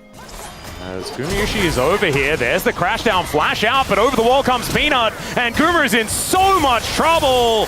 Satcheled and destroyed. Handshake there, top of the morning to you, says Carrier as he walks his way past. But that is just a quick pick off, and HLE are on the board. I thought Guma was aware that Peanut was in the area because he had the wave pushed up, but he suddenly walked back. Maybe he thought Peanut just was not going to stay that long and thought, okay, it's just going to be the attempt there with the satchel, and takes the flash angle that unfortunately isn't going to save him if Peanut is right behind him. And Peanut is able to get the kill without level 6. Has level 6 in his ultimate now, so still going to be able to walk straight back to the jungle and potentially make an impact in these lanes. So big win here for the side of Hanwha Life Esports. As we'll watch it again, clearing this control ward here, Delight goes in for the engage, and Guma had otherwise been positioned really carefully here. Keria is nowhere nearby, he even commits the heal here and try to save him. I mean, there are a lot of summoners, like even Viper having to flash forward for that one. As Delight just walking on over, will find the crash down, the Rune Prison in there as well. Cease and desist, and Faker will be taken out. Now Ona is going to come in, but another teleport from Carrier, Vault Breaker to try and keep them safe here. As Ona finds a big Q, that should be able to disengage this one, but nothing back here for T1, and HLE find another kill. Another kill onto Faker this time around, and I was starting to get worried that maybe they were going to get another one there, but good disengage from T1 after the commitment of the ult from Owner and the TP there into the mid lane. And ultimately, though, it's still a kill, right? Like Zeka rather is flashed down now, Peanut flashed down now, but a lot of gold generated in this early game, and Viper starting to run away a little bit with this top lane. Yeah, and Delight, his rel kind of getting work done around this rift. Bouncing bomb onto Gumayushi, starting to do a bit of damage here as it is Lost Chapter complete for Viper. Likely going to be going for, you know, the Ludens type build that we did see yesterday. Yeah, that's what you have to imagine, especially in this draft. And Peanut is already going to try to go for one of these grubs here. Ooh, stolen away there by Ona. So nicely done for T1. And Peanut had the smite at the ready, just not quite able to secure it. It's obviously a Vi, so can get out of there even without his flash, but not what he was looking for. Was hoping to at least get one and say thank you very much. Yep, good timing does come on through as Viper with a bouncing bomb is going to find a bit of damage onto Ona. Mega Inferno Bomb comes on down, but Ona is going to be able to secure all three. So some grubs going over to T1. It's going to feel great, especially for a Gwen composition. Yeah, that kind of fight there felt like fate decided T1 was going to get all three grubs. Like between Peanuts not able to smite and then the ult coming through. His Faker here is way up in the lane. And the Realm Warp comes through from Zeka. And the flash actually comes out here in weird timing. Keria does show up here, of course, and is very promptly going to leave. Yeah. And Zeka looks for the flash for that one. So 2 flashes down on the side of Hanwha Life Esports. But ultimately, still got the kill. Got the punish onto the Annie. We have Cease and Desist coming up relatively quickly here for Peanut. Faker still with his flash. And so will likely be able to avoid that death in the mid lane, especially with waves being shoved on in. As you can see, Zeka here with a fair bit of control. And also doing a fair bit of damage. Grabs a plate. And the Rise feeling very happy at this stage of the game, wanting that Rod of Ages to be complete. It should be getting there pretty quickly. Yeah, this Ziggs just getting so much free push in the top side of the map. Now Doran, without teleport, trying to come up and catch that wave. See, a TP is going to have to be used here by Guma to catch the bottom wave. And Hanwha Life just have so much tempo on the map right now, so much control of all 3 lanes. Like, Faker's getting pushed in, doesn't have to flash like you said, so at least he's safe, so to speak, but isn't going to be having any pressure there. And there's just not one part of the map that is not painted Hanwha Life. Yeah, and they look like they're going to be contesting for this next Dragon as well. I think the last game, I think, was largely playing compositions really well, but also a bunch of these steals that Peanut was able to pick up earlier in the game really did get them off to a great start. And I think having a bit of extra objective control in this game is going to be important as well, because we've seen already first Drake and 3 Grubs going over to T1, HLE needing to focus on some of these neutrals.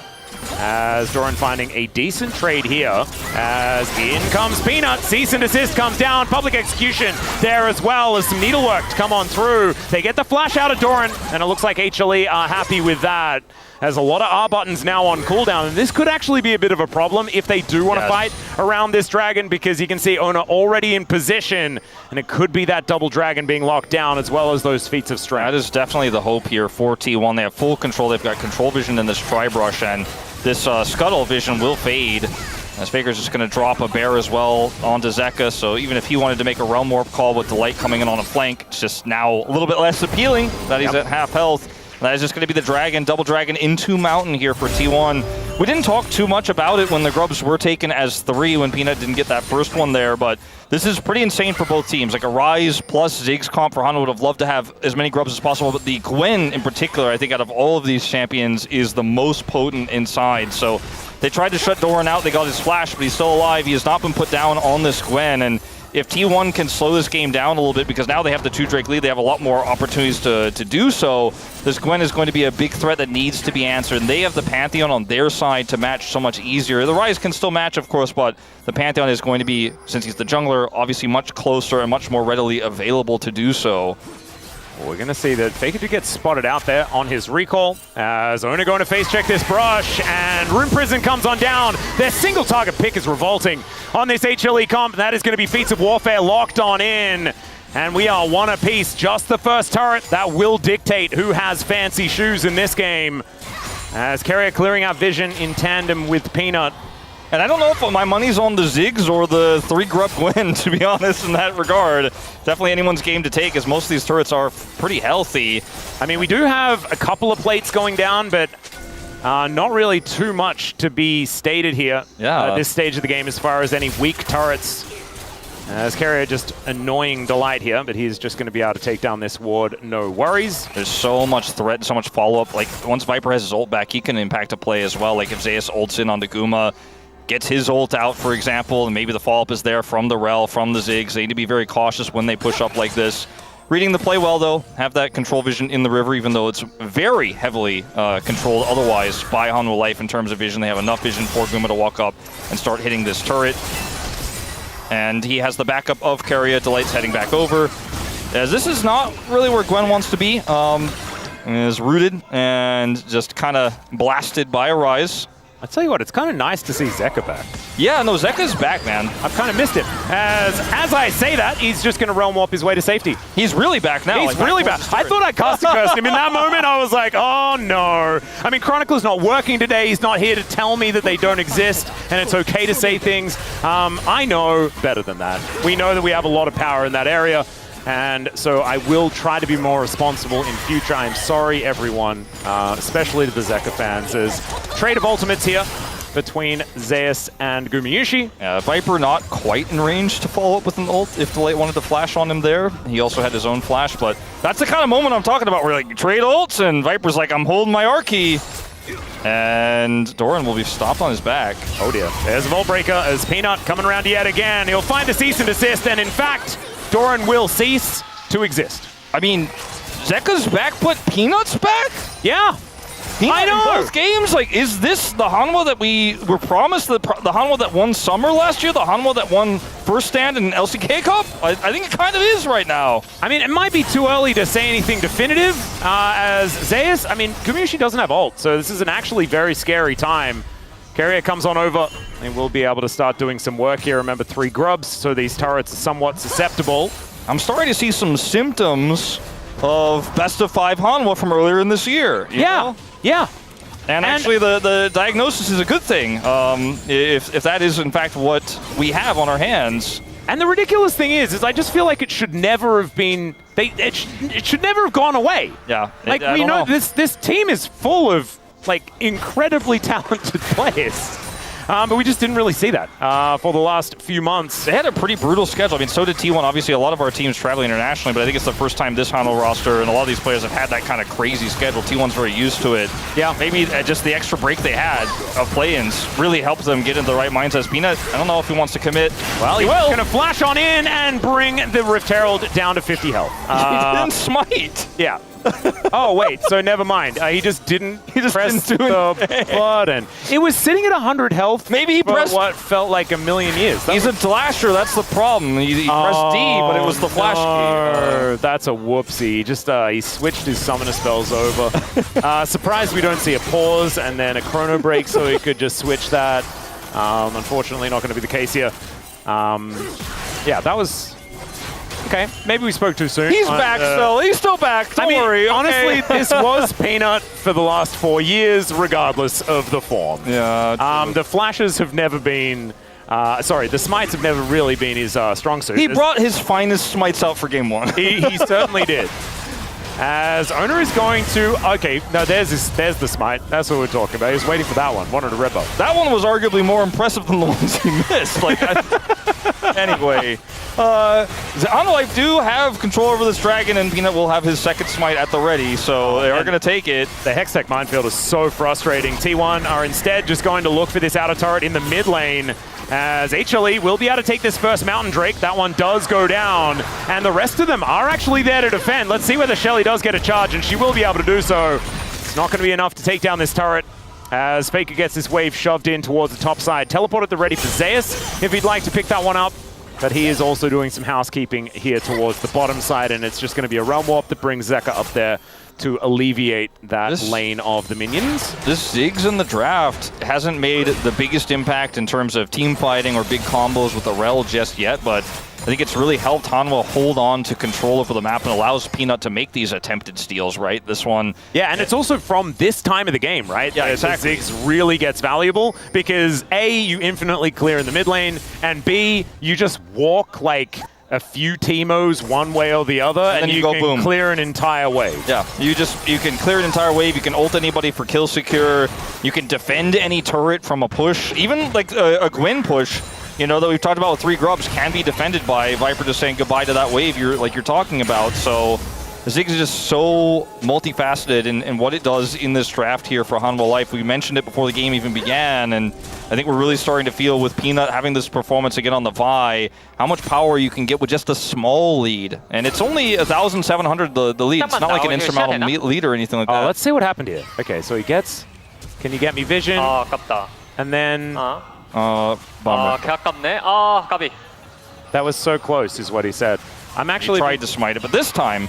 일단 there he 용 goes. 레드 먹었거든. That one 야, was 용 much 치자 better.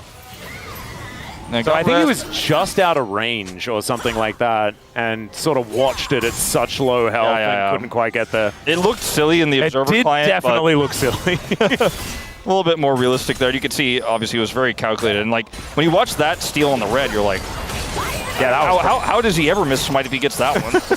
Like if he can do that one, like what's up with the flubs, man? Oh, pedal. Pedal check. T1 13-2. Some teams just don't hit pedals. I know, and HLE we're gonna have to get some stats for this. Yeah, HLE were doing a good job with the pedals in the first game. This game, not so good. We need to get some more pedals here, as Peanut is just going to be breaking some vaults away from Carrier. Zeka's like looking at his Roa. He's like, I don't need that. I don't need pedals. Yeah, you guys go do the gardening. I don't need to do that. I got a garden in my stick that I picked up. Yeah, it's quite convenient. Indeed. There's a Rel here. Yeah, he doesn't have that anymore, but Delight's just out of range to make something happen here.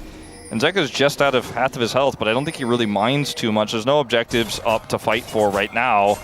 Ziggs going to pick up Horizon Focus here at 1920 and TP back to mid. Like, this is when Guma is going to try his best to play the game and clear waves as quickly as possible and try not to interact. Yeah, and Viper is going to do the same thing and feel even better about it, as Archangel's immediately transforming into that Seraphs there for Zeka, who does have that 2-item spike now complete. 5 stacks left to go on the Rod of Ages, as Doran possibly going to get dove here.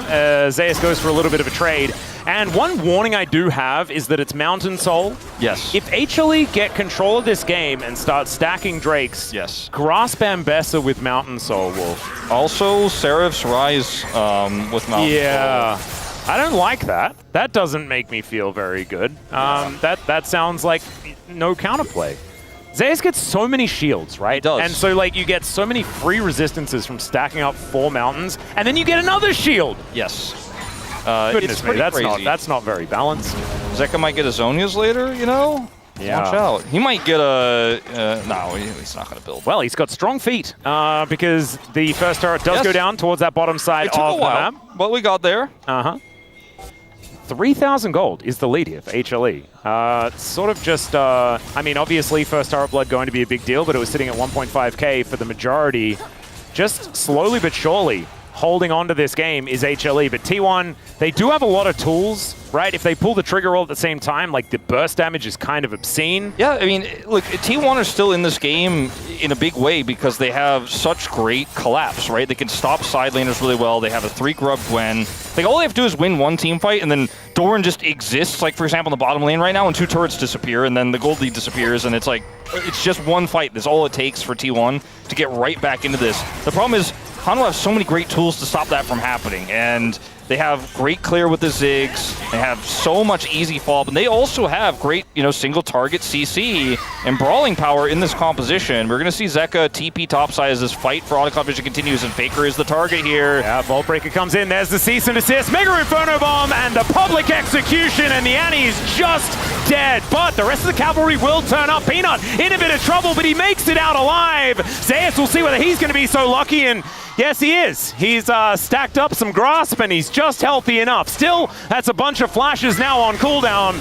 The job done, and we do have now the Drake being started, and Ona now moving up towards this top side as Delight is going to move in. Zeka's like, is this what you want? This is a really scary situation here for either team to start Otacon. I don't think they will. It's just mad. Surely T1. The fact that Peanut can just take this dragon for free, though, is kind of insane. And T1 feel priced in to try to do something about it. It's just so risky to actually commit to this. Delight has his ultimate, by the way, at the ready. There's the Mountain Drake as teleport to come in. They're looking to pincer Zeka here. And Handshake is going to miss, but look at this AoE damage. Immediate flash out from the Rise as Delight finds a Magnus Storm under 3. Hostile takeover is only on the Metal Horse Pants Girl, and Doran, he has to flash away. This Otacon is now looking worse for wear, and Peanut is like, thank you very much for once again another leash. I think this was just a risky call from T1. I get the idea. Doran's with the Krugs. He's with the Krugs. They told him that the Mega Inferno Bomb was coming. They told him that... Not that the Vi was coming. There was a realm warp that they gave him information about. Yeah, I think they just told him, like, nice dodge, buddy. Yeah, it was a bit of that. He was also almost, almost really dead. Well, is that what the Krugs sound like, Wolf? Yeah, I think so. Oh, wow. Well, what would you say that accent is? I don't know. I liked it a lot. Season Desist is going to come on through here as Faker does have Tibbers, but doesn't have his life. And Zeus is going to grab another one. What is happening, Wolf? Well, T1 are likely going down 0-2 in this best of 5 is what I think is happening right now, Atlas. They lose control over they have the Otacon, right? They in control, but they don't have health bars here, right? And the fact that Rise is here, this Rel that has ultimate is here. Look at Zeka, just flashes away. Delight goes on the Magnus Storm, gets the stun on the Guma right afterwards, and that hostile takeover alone is not going to be enough. Doran is split off on the side, and there's just no way to win this fight anymore. Zeus is so healthy, and Guma has no buttons anymore. He can't do anything, he can't approach, and then they end up catching the Doran anyways off on the side because he has to take that risky back. And Faker dies right afterwards, and it's just too much. Like, there's too many dominoes falling over here for T1 all at once. And it's similar to Game 1, where you're a little bit behind. There's still one team fight in it, you're back in the game, but they keep trying to force these fights, and I think it's always been the T1 mentality. Like, we can win any fight. We can win off any turn on any objective. It's that confidence. That's the T1 magic we often describe, even when they're down on gold, but now down 5,000 gold. And it's going to take more than just one fight to get back in it. And just like Game 1, like they keep committing into these fights. Remember Faker when he got picked in mid just a moment ago, they all committed in like, maybe we can save him, maybe we can turn. But it's just not enough. And Hanwha Life Esports just keep getting more and more every time T1 almost gets something back. Yeah. Hanwha Life gets so much more. And it's so hard, right? Because as this game gets further and further away from T1, it gets easier and easier for HLE to play it. Because all you need to do at the beginning of a fight is press one of your buttons towards Gumayusi and force the ult. Yep. As soon as you do that, he's dead. That's just the long and short of it. And even if he doesn't die, like we saw in the Otacon, he can't be there anymore. So he's effectively dead. Yeah. He's doing no damage. He's not in the fight. And when we're zoomed in on him right now in this game, he does have his ult back online, and that's what he's going to be trying to use in the upcoming team fight. Likely will be on the sole point fight for either team of this Dragon. And I even think that getting 3 Mountain Drakes is just going to be almost too much, as Zeus is going to be almost impossible to kill. There's no real tank on the side of T1 or anything like that. No one can actually hold Zeus at bay. He'll just be Beyblading around and killing everyone. And that's why the Ziggs build too makes so much sense, because if he hits anybody, it's value. Yeah. I mean, with Horizon focus on top of the Luden's Companion, you just do so much burst damage, even with your Qs. Well, Mega Inferno Bomb is just going to soften up Gumayusi here momentarily. They're going to try to take down this turret. By try, I mean they will obliterate this turret. Satchel deletion of the turret. He just tosses an ult in Guma's direction. Half his health bar is gone, and then the turret goes with it. And Hanwha Life are like, I'm not waiting for that Dragon. We're looking for a bit of Baron vision right now. We're going to force T1 to come to us. They're going to pull them towards the top side of this map right now. Yep, Carrier going to get some vision down here as Zeus. Possibly in an uncomfortable spot, as there's the ulti in from Ona, but he's Ambessa. Yeah, he's like, cool, I didn't need my flash anyways. Yeah, now HLE are going to turn this into a potential opportunity for a fight themselves. They have to join here to make sure that T1 doesn't get too much power around this Baron, but they don't have to force a fight necessarily. They're going to grab this Crab, which will clear vision out. That last final ward there is now gone, and they can just walk away. They don't have to fight on T1's terms here, as Viper has full control of the mid lane. And this is the thing, they will just permanently have side lane control. And that's what's been happening this whole time, right? Like you said, it gets easier for Hanwha Life, but they've always had control in this game, but now they have like maximum control. The Gwen hasn't been able to see a turret for a long time. Like he hasn't been on the same screen as a turret for a while. And so this Gwen side laning doesn't mean anything if he can't get there. All these turrets are healthy here for Hanwha Life Esports. This is a T1 Hail Mary Baron with a turn opportunity. TP is going to come through from Zeus. But this is that T1 magic attempt.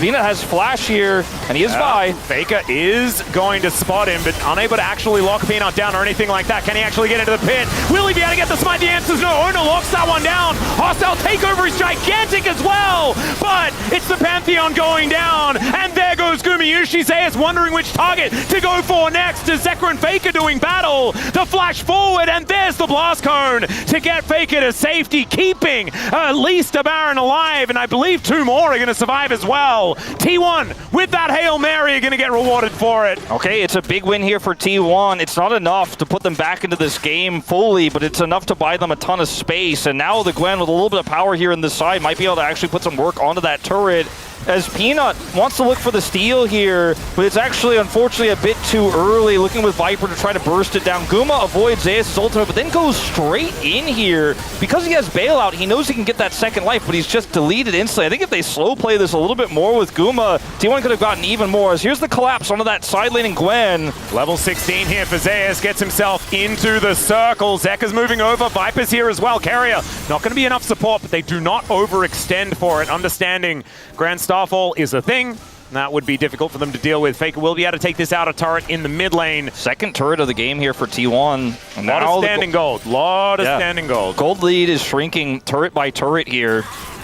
And like I said, if you get one fight, you start to get those turrets, you can get back into the game. It's going to take more than that now, but one turret goes down, 2 turrets go down. You know, maybe you get soul point here on this Dragon because you have full control. T1 feeling better than they have for the last 10 minutes in this game for sure. Yeah, we can see that the gold is in favor of HLE, but those tempo vibes that we do talk about, they're certainly feeling like they're moving back towards T1. Mega Inferno Bomb doing a lot of work, and oh no.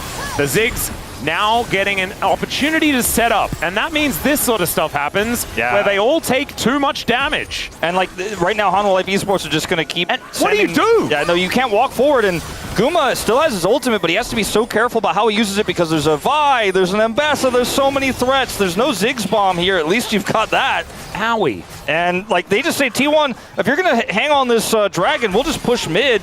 And that's exactly what Zeka is doing, and someone's going to have to answer eventually. Faker pushed off into the bottom side lane here, and Hanwha Life can look to start a fight here. Zeus on the flank. Beautiful flank angle, and there's a Magnustorm! Dives on top of Gumayushi, and he's held into the sky! Featherstorm does absolutely nothing, still able to do a fair bit of damage off to the back end, as now Owner's in trouble. Zeus looking for him, as Peanut actually just going to get destroyed.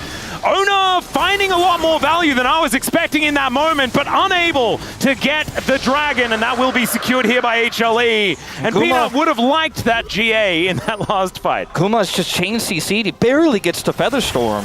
He barely gets off. His Delight's flanking. Zeus is flanking. Nowhere is safe, right? The Realm Warp on top of him. Like, there is literally nowhere to go as this low-range Xayah. He barely gets to ult with the bailout ticking, but there's no execution. There's no kill. Owner does, like you said, insane work here in this fight. Actually, Peanut going in up here. The queue and just obliterates. He's like, thanks, Peanut, for the second. So he gets 2 kills there, but ultimately the dragon still goes over to Hanwha Life. It's another pick onto Guma. And this Xayah pick is really struggling right now for T1. And honestly, I'm kind of impressed that Gumayushi's made this look as playable as he has. Because I think he's definitely made the most of what is an almost unplayable situation. Yeah, no, at this point in time. I think, we saw yesterday Duck Dom on the Xayah as well from behind, showcasing how much you can do if you're really good at the champ. But this is just a tougher draft to play into. He's the only gold lead realistically here for T1, and he's trying to keep this game alive, but he is the target. He's always the target. Yeah, doesn't have Featherstorm, doesn't have Flash. So Peanut is just wanting to press R on the Xayah. He knows that. That is why immediately T1 just run away. And so that gold lead still at about 3,000, but it's the 3 stack of Mountain Drakes, the Soul Point available for HLE.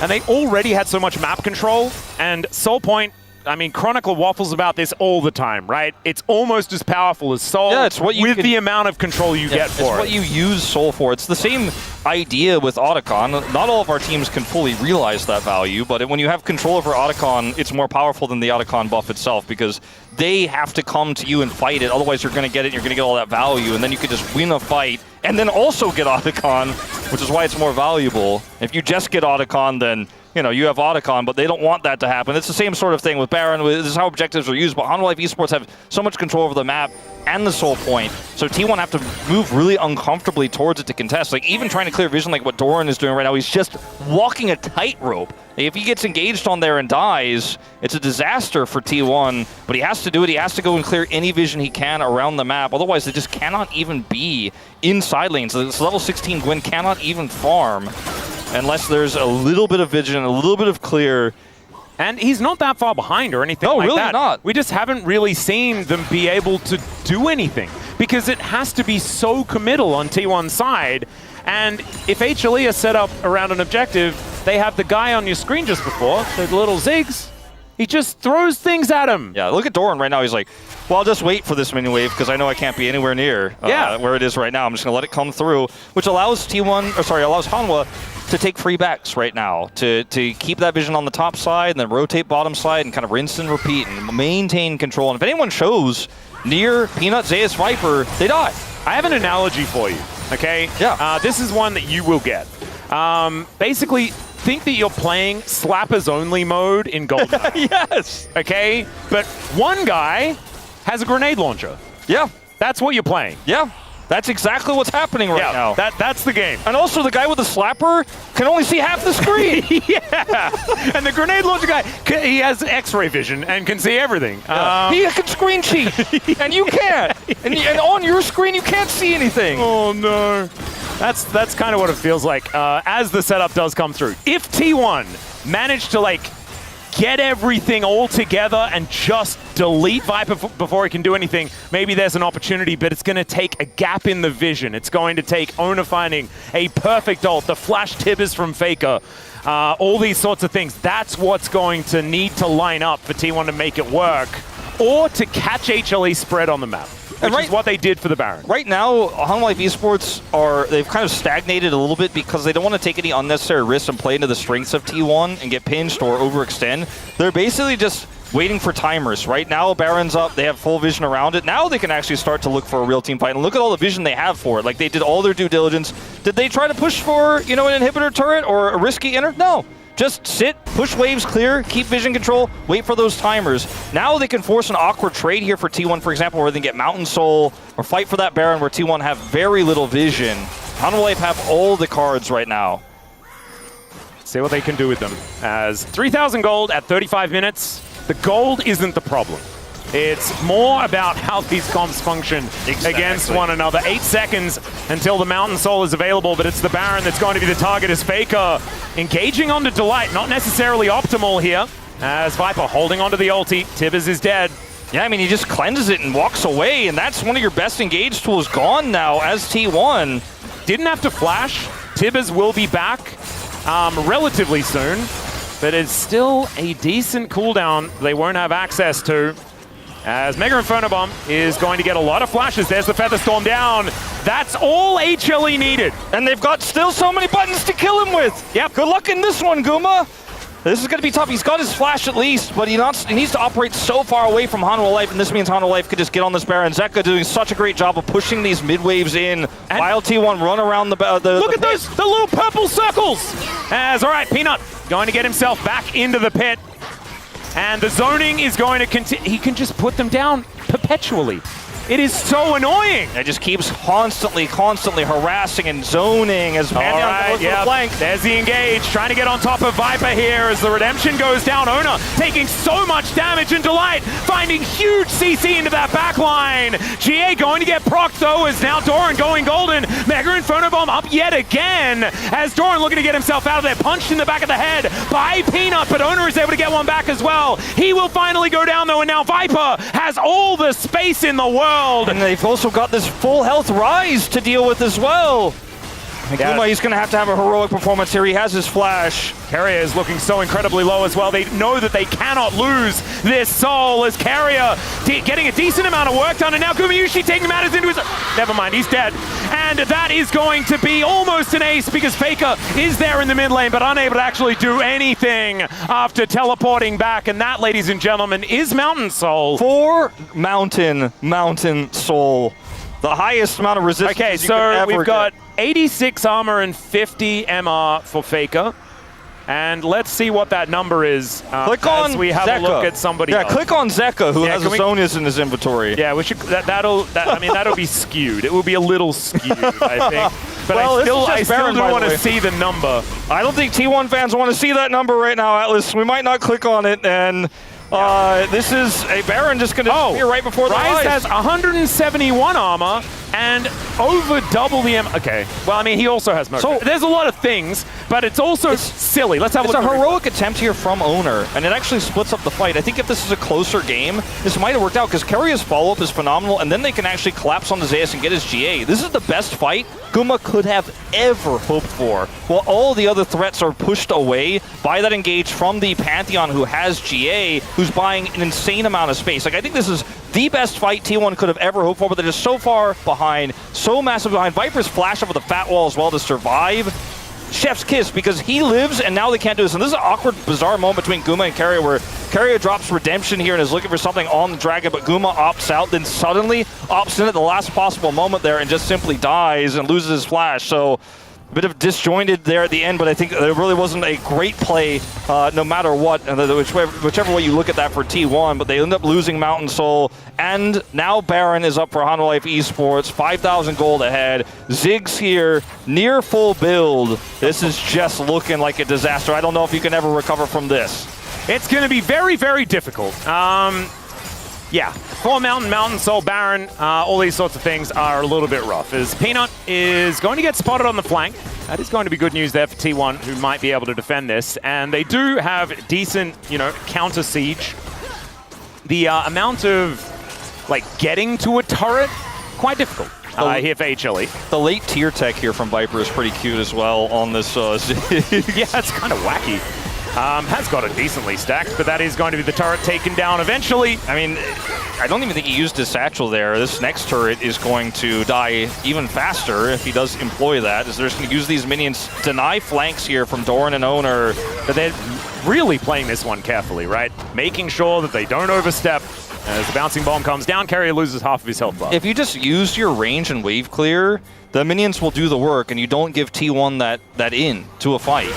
as Owner is going to look for something here. Yeah, going for a little bit of an angle, as Peanut does take a bit of damage, but Zeus is going to be there as well. Doran goes over like one mine and then almost dies. Carrier, speaking of which, he's not going to get bailed out of this one. The three-man Magnustorm comes in from Delight as well on the follow-up, and off to the side, the Gwen is dead. The Pantheon soon to follow. A couple of kills do come through for T1 though. Gumayushi able to pick up one off that back end, but still they lose the turret, and HLE, they get a few extra on that one themselves. Hey, we're going to get this inhibitor easily here, and with Baron and Power Recall still available, they can just get out of here. Commitment from Viper, actually. He wants more with this next wave. Just going to get the TP from Zeus back in. They're looking to end. These turrets go down so incredibly quickly. Look at this. Every auto is ridiculous, even without the short fuse. And Gumayushi, one bouncing bomb, and half his health bar goes down. Faker's dead as well. And HLE, I think they want to go home early tonight. That is match point up 2-0. A routing of T1 here. 2 games in a row. Hanwha Life in full control. The jungle gap feeling as big as it was yesterday in a lot of ways, Atlas, but I think draft-wise, that is the bigger issue here, as Hanwha Life Esports had that phenomenal Ziggs angle. They used it to control the map with the Ryze pick they picked up. It was just so hard for T1 to get in. And what did Hanwha do when they were sitting on 3,000, 4,000 gold? Did they overextend? Did they give T1 that flank angle? Did they give him a teleport angle where maybe Doran could get into the backline? No, they just sat back and waited for objectives to spawn and outplayed T1 on those fights as well. Yeah. You know, it's got a lot to say. He made a huge impact in the start of this series. He is definitely back. Zeka is back. Viper, he might actually break records. He also never left, Viper. Yeah, Viper might break records for how much damage is done over the course of 3 games if they close out 3-0. If it goes 5, it might be the highest damage any player has ever done in the best of 5. Right now he's averaging 45k, which is a large number. Pretty impressive stuff there from the 80 carry from HLE. What the thing, and you mentioned it, it's the patience. They're not just ramming their heads into fights. This is an HLE that are thinking about when to do stuff, and it is a deadly combination. It is now time for us to take a short break. When we get back, the space is going to break down that game, and then we'll see whether this series is done or whether T1 can fight back.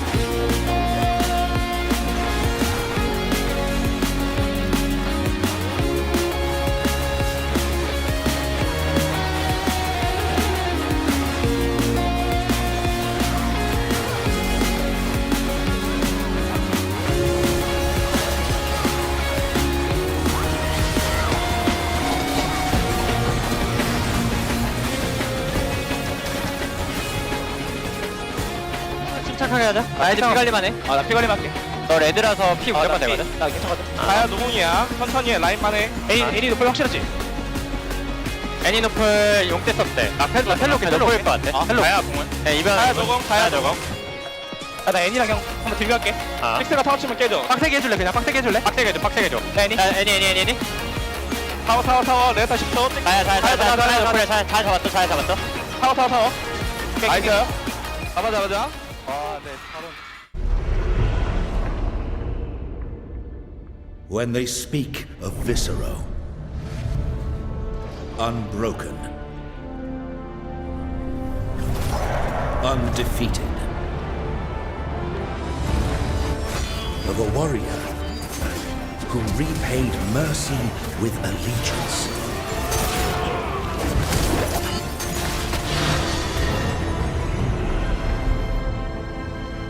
when they speak of the king's chosen protector, the prince's beloved mentor,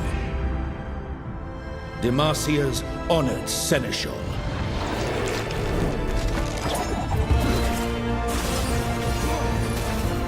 When they speak of the foundations of our kingdom,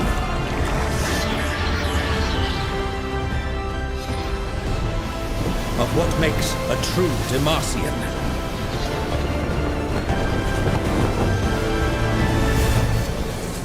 They speak of you.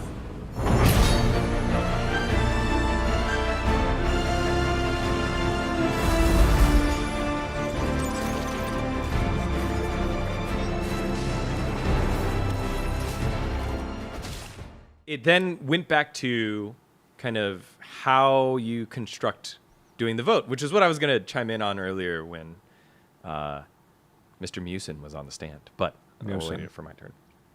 Musin. Musin. Musin. Meowson. Musin. Deegan did it the best, guys. It's not that hard. Musin. Musin. And I think with this format, it's a format kind of set up with a vote. You had Continue.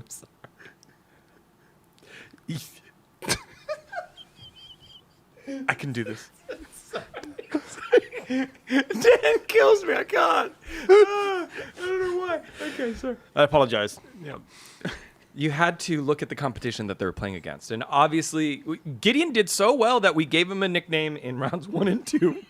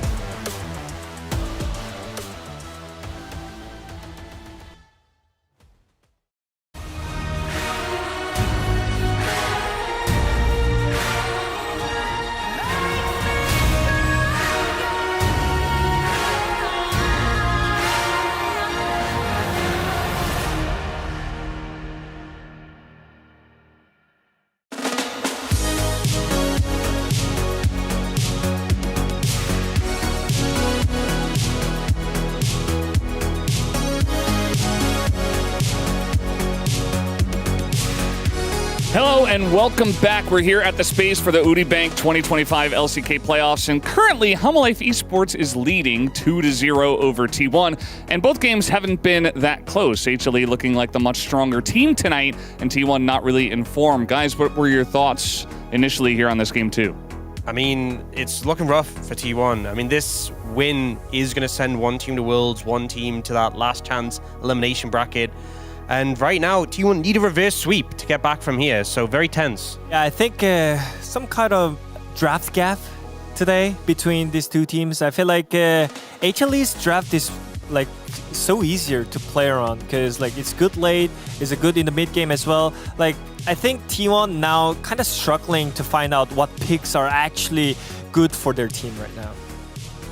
Yeah, we wanted to dig deeper on this draft because this was a very specific moment where we all felt like there was one certain pick that should be really good in this spot. What did you guys think about this pick number 5 for the side of HLE? So here, I think T1 kind of expected them to pick Zeri here because like Viper, he didn't pick AP picks for a while. He didn't play AP pick for a year. So like I think T1 was kind of feeling great because they picked Xayah and Renata into Vi and Rel, which is kind of like they're kind of dive combs. So you counter pick with the Xayah Renata. It feels great, right? Yeah, but I think this is just such a fantastic Ziggs spot, which is a pick that ended up coming through.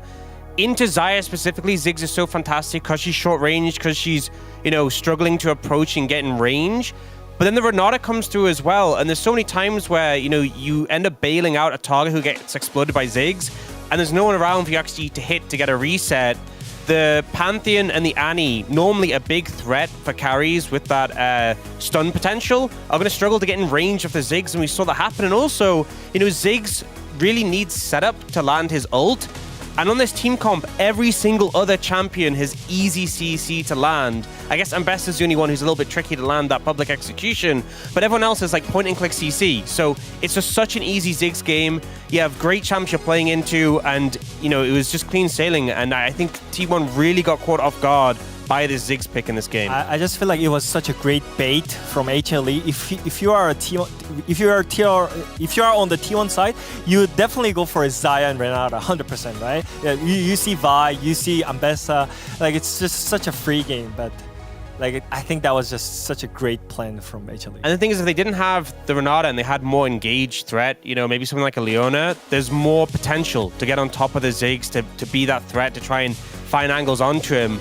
But you're basically hoping that Pantheon can ult on top of him or Annie can flash Tibbers him, and we just saw it didn't really come through. It's been a while since Viper had played the Ziggs, but able to bring it out again and get that win. I mean, as a player perspective, in the draft meeting, you can't say, oh, this player can play everything. So like all you think about is actually like recent games, right? Like Viper didn't play AP picks or Ziggs for a year. So you think that, okay, Viper can play Ziggs, but he didn't prefer to pick Ziggs in many situations. So I think T1 is kind of expecting or like, oh, Viper is not going to play Ziggs, even though like we pick Xayah and Renata here. So it was kind of like unpredicting moment from Viper. It was such a brave move from him. Especially with the Rel and the Vi. You know, we saw Gen G when Ruler got like the quadra kill and the pentakill. I don't think that was with the Vi, but with the Rel, like the Rel Zeri's been really popular. So I think they did expect that. Yeah, and there were parts of T1's draft that they could have utilized in the early game. Yet, as we're going to see in our first reel here,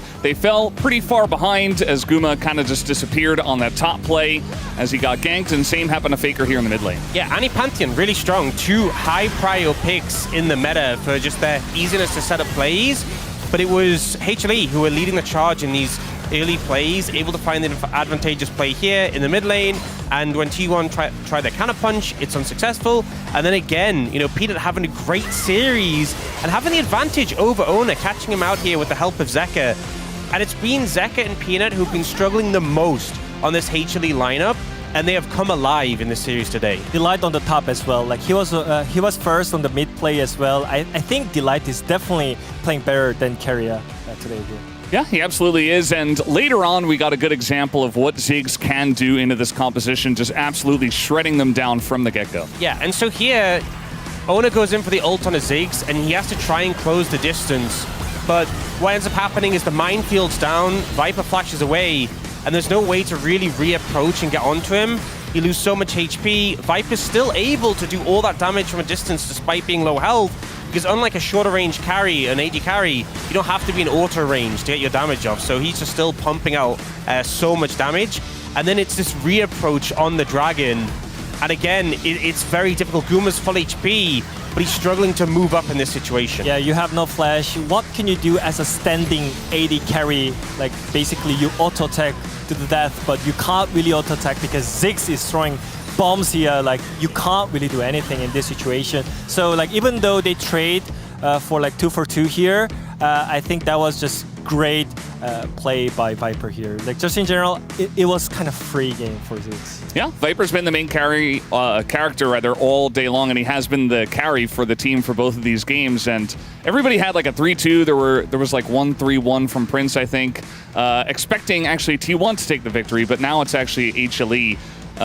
Do we think that they're actually going to get the reverse sweep going, or is this just going to go the way of HLE? I hope we see more from T1, right? You know, the back-to-back reigning world champions, we've seen them fight back from rougher positions than this, and even though there's more chances for them to get to Worlds, I want to see more. We know they can do more than this, so at least a game is what I'm asking from them today. But yeah, they got to put a lot in to get a reverse sweep right from this position. I just really like the draft plan from HLE today, so I wonder if T1 can actually get through this off. Yeah, it definitely does feel like HLE have the upper hand for now, but for now, let's throw it back to our casters for game number 3.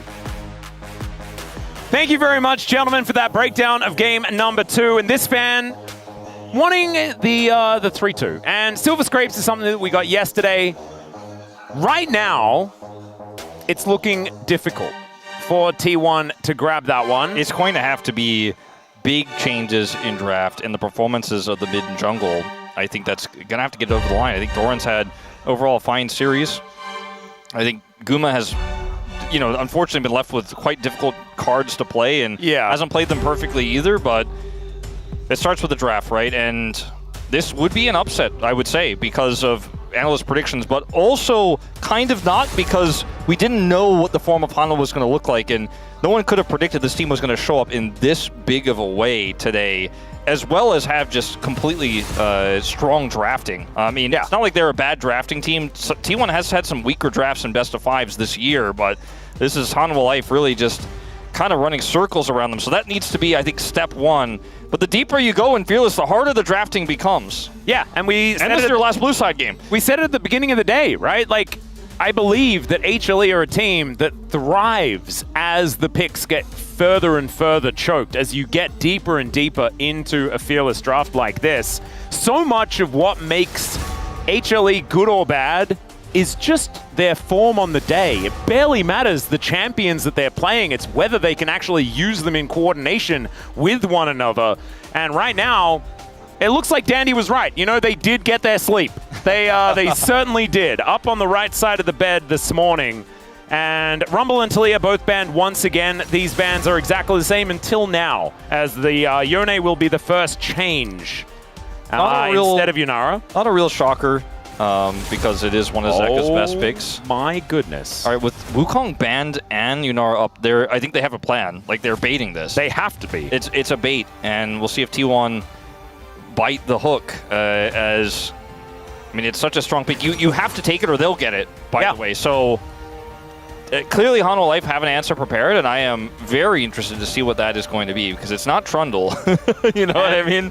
And so far, like, Gumayushi has got his hands on the Yunara one time prior to this. It didn't look fantastic, but I think that the draft circumstances were a bit different to what we're seeing now.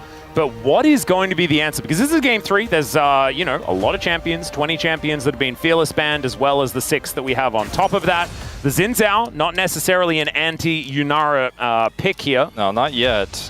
Nor is this. It can get on top of her, of course. Also feels like a bit of a pick away from Doran as well. Yeah, so this pick I like a lot more, because it's a blind pick in the top lane, but it's incredibly strong right now. Wins a lot of matchups. It also means that you can't just pick like Ornn here and sit on front to back as T1. They're going to go for the Jax instead, which has been a big pick for Zeus towards the latter half of the year here. One of the picks in one of the games we saw on this Jax against T1, in fact. I think it was in round 4.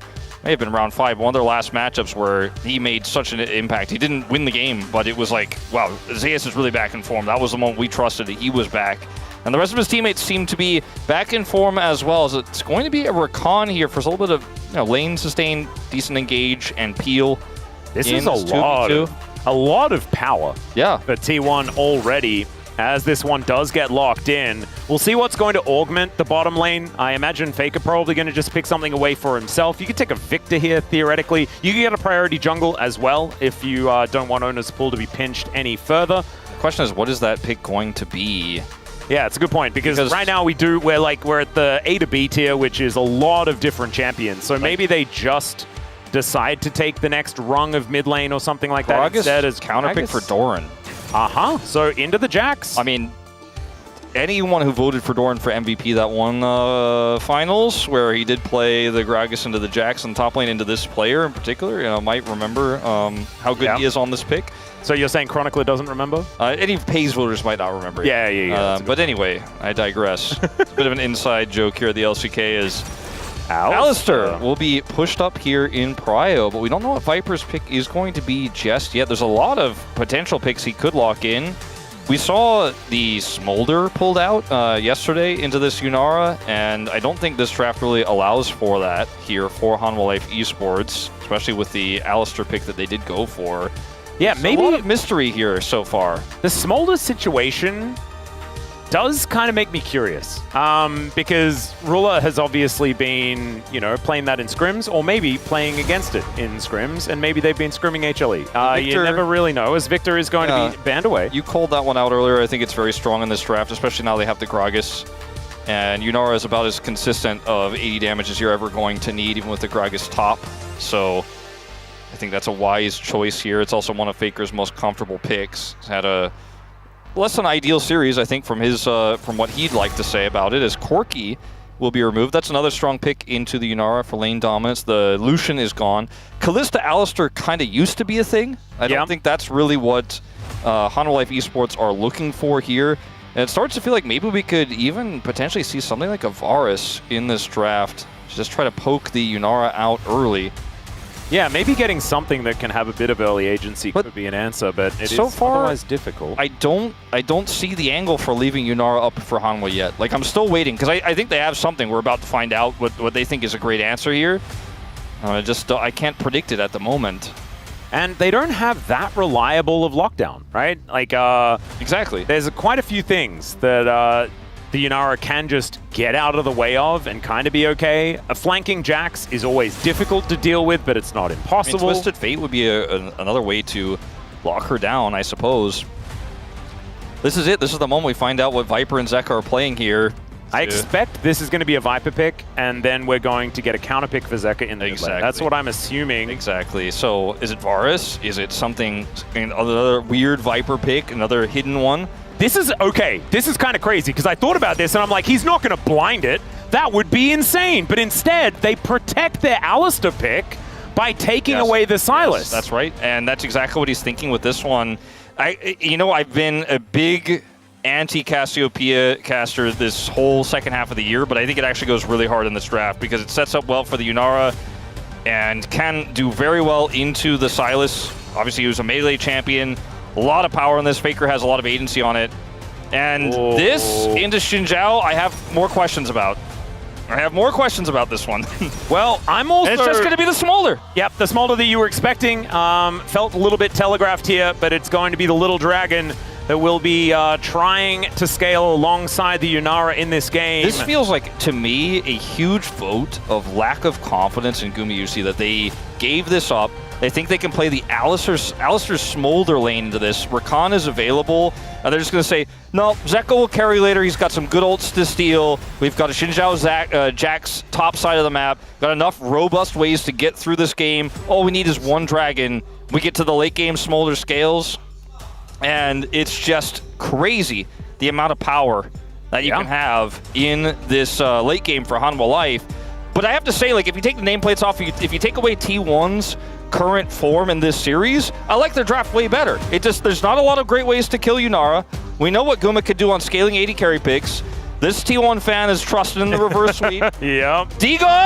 Degon's here. He's hoping both teams have fun. Well, that isn't happening so far. And yes, and JoJo's right there saying HLE should probably win. As she's a big HLE fan. One game away. I just hope everyone has fun. Yeah, sure, Degon.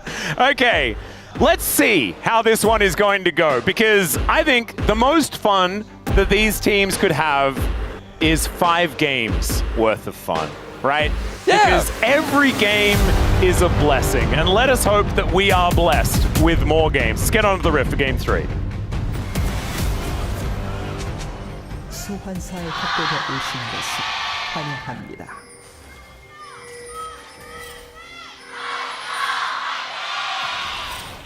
All right, here we are, ladies and gentlemen, onto the Rift for game number 3. As already, we are having a bit of a ruckus here, as Doran could be out of position. Peanut going to move on over and greet him. Counter-Strike comes in, but that's a Gragas. I'm glad that we got a bit of an example as to why Gragas is picked into Jax in that moment right there.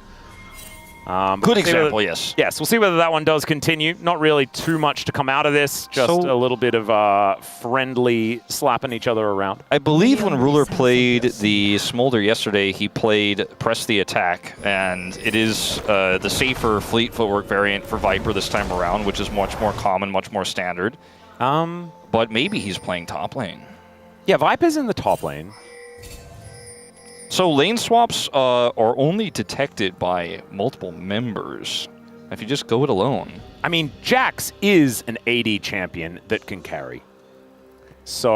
Are we dragging the plates? Observers, are we dragging that Smolder plate? Oh no!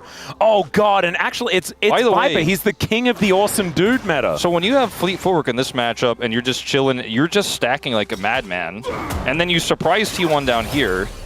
They're very surprised. Do they care? Maybe not, but they're pretty shocked by the revelation. Yeah, I also think that HLE are not going to be too shocked about the fact that they are melee. So I have so many questions about, like, if you're Hanwha and you're up 2-0 in the series, why do you show this tech now when you have so many advantages and you're not pushed to the brink?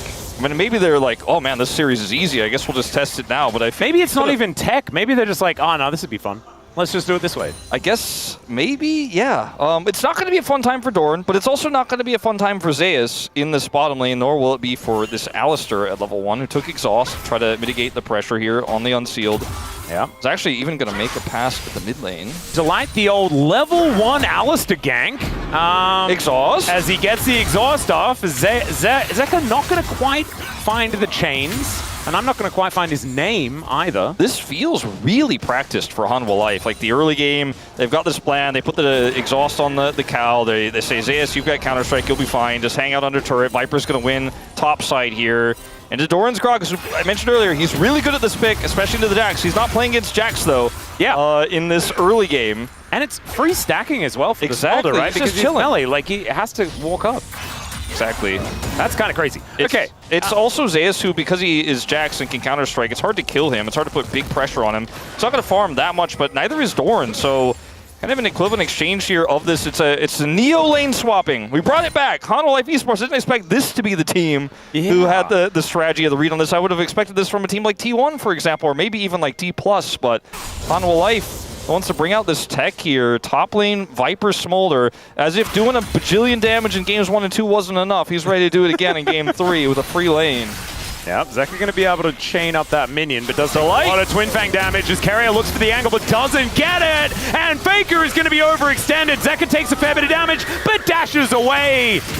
And back in again, as you otherwise would like to see, as HLE grab themselves first blood and a 500 gold lead in this early game.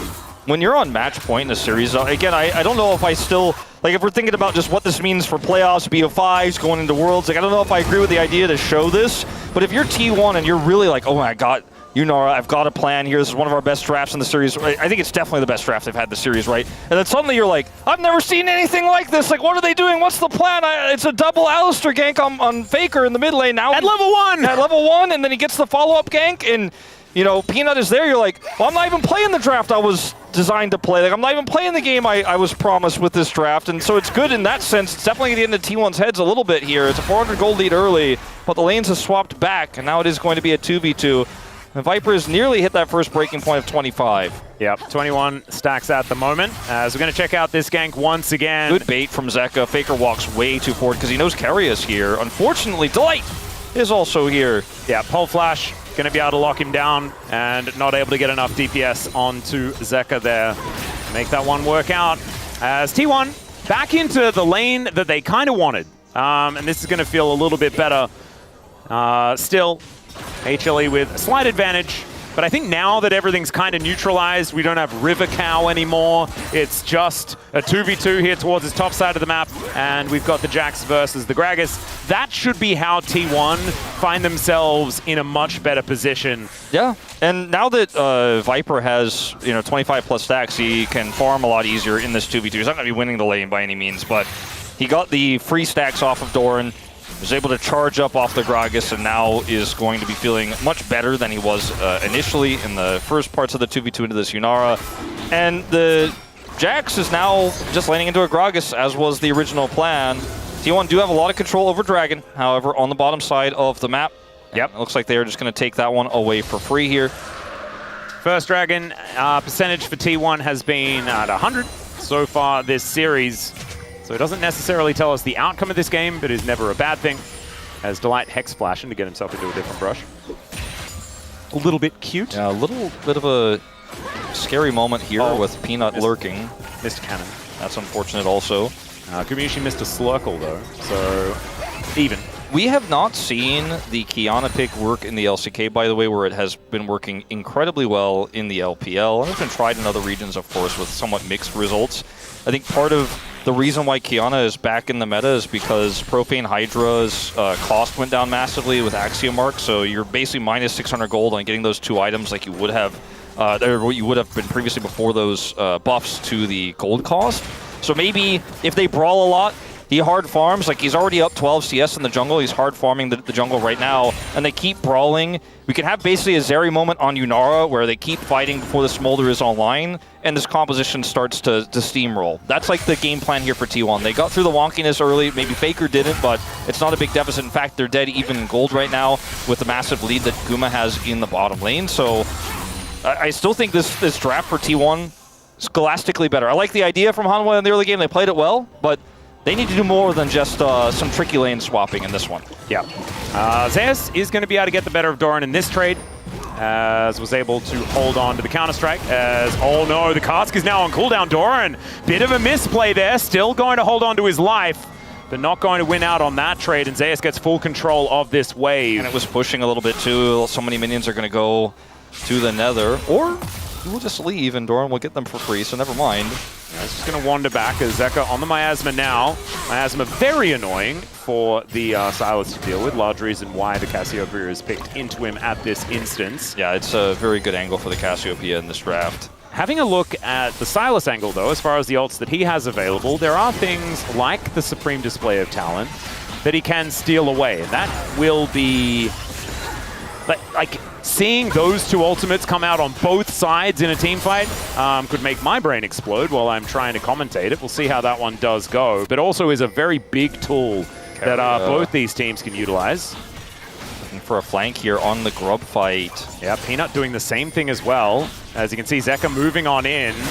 Bit of a sneeze there from Viper, but there's the flash in. Ona finds that Supreme Display of Talent, and they take down Peanut immediately, but Mum gets angry, and it's a double kill for the Yunara as a result. Gumayushi angry and looking for even more, as the headbutt does get Guma away.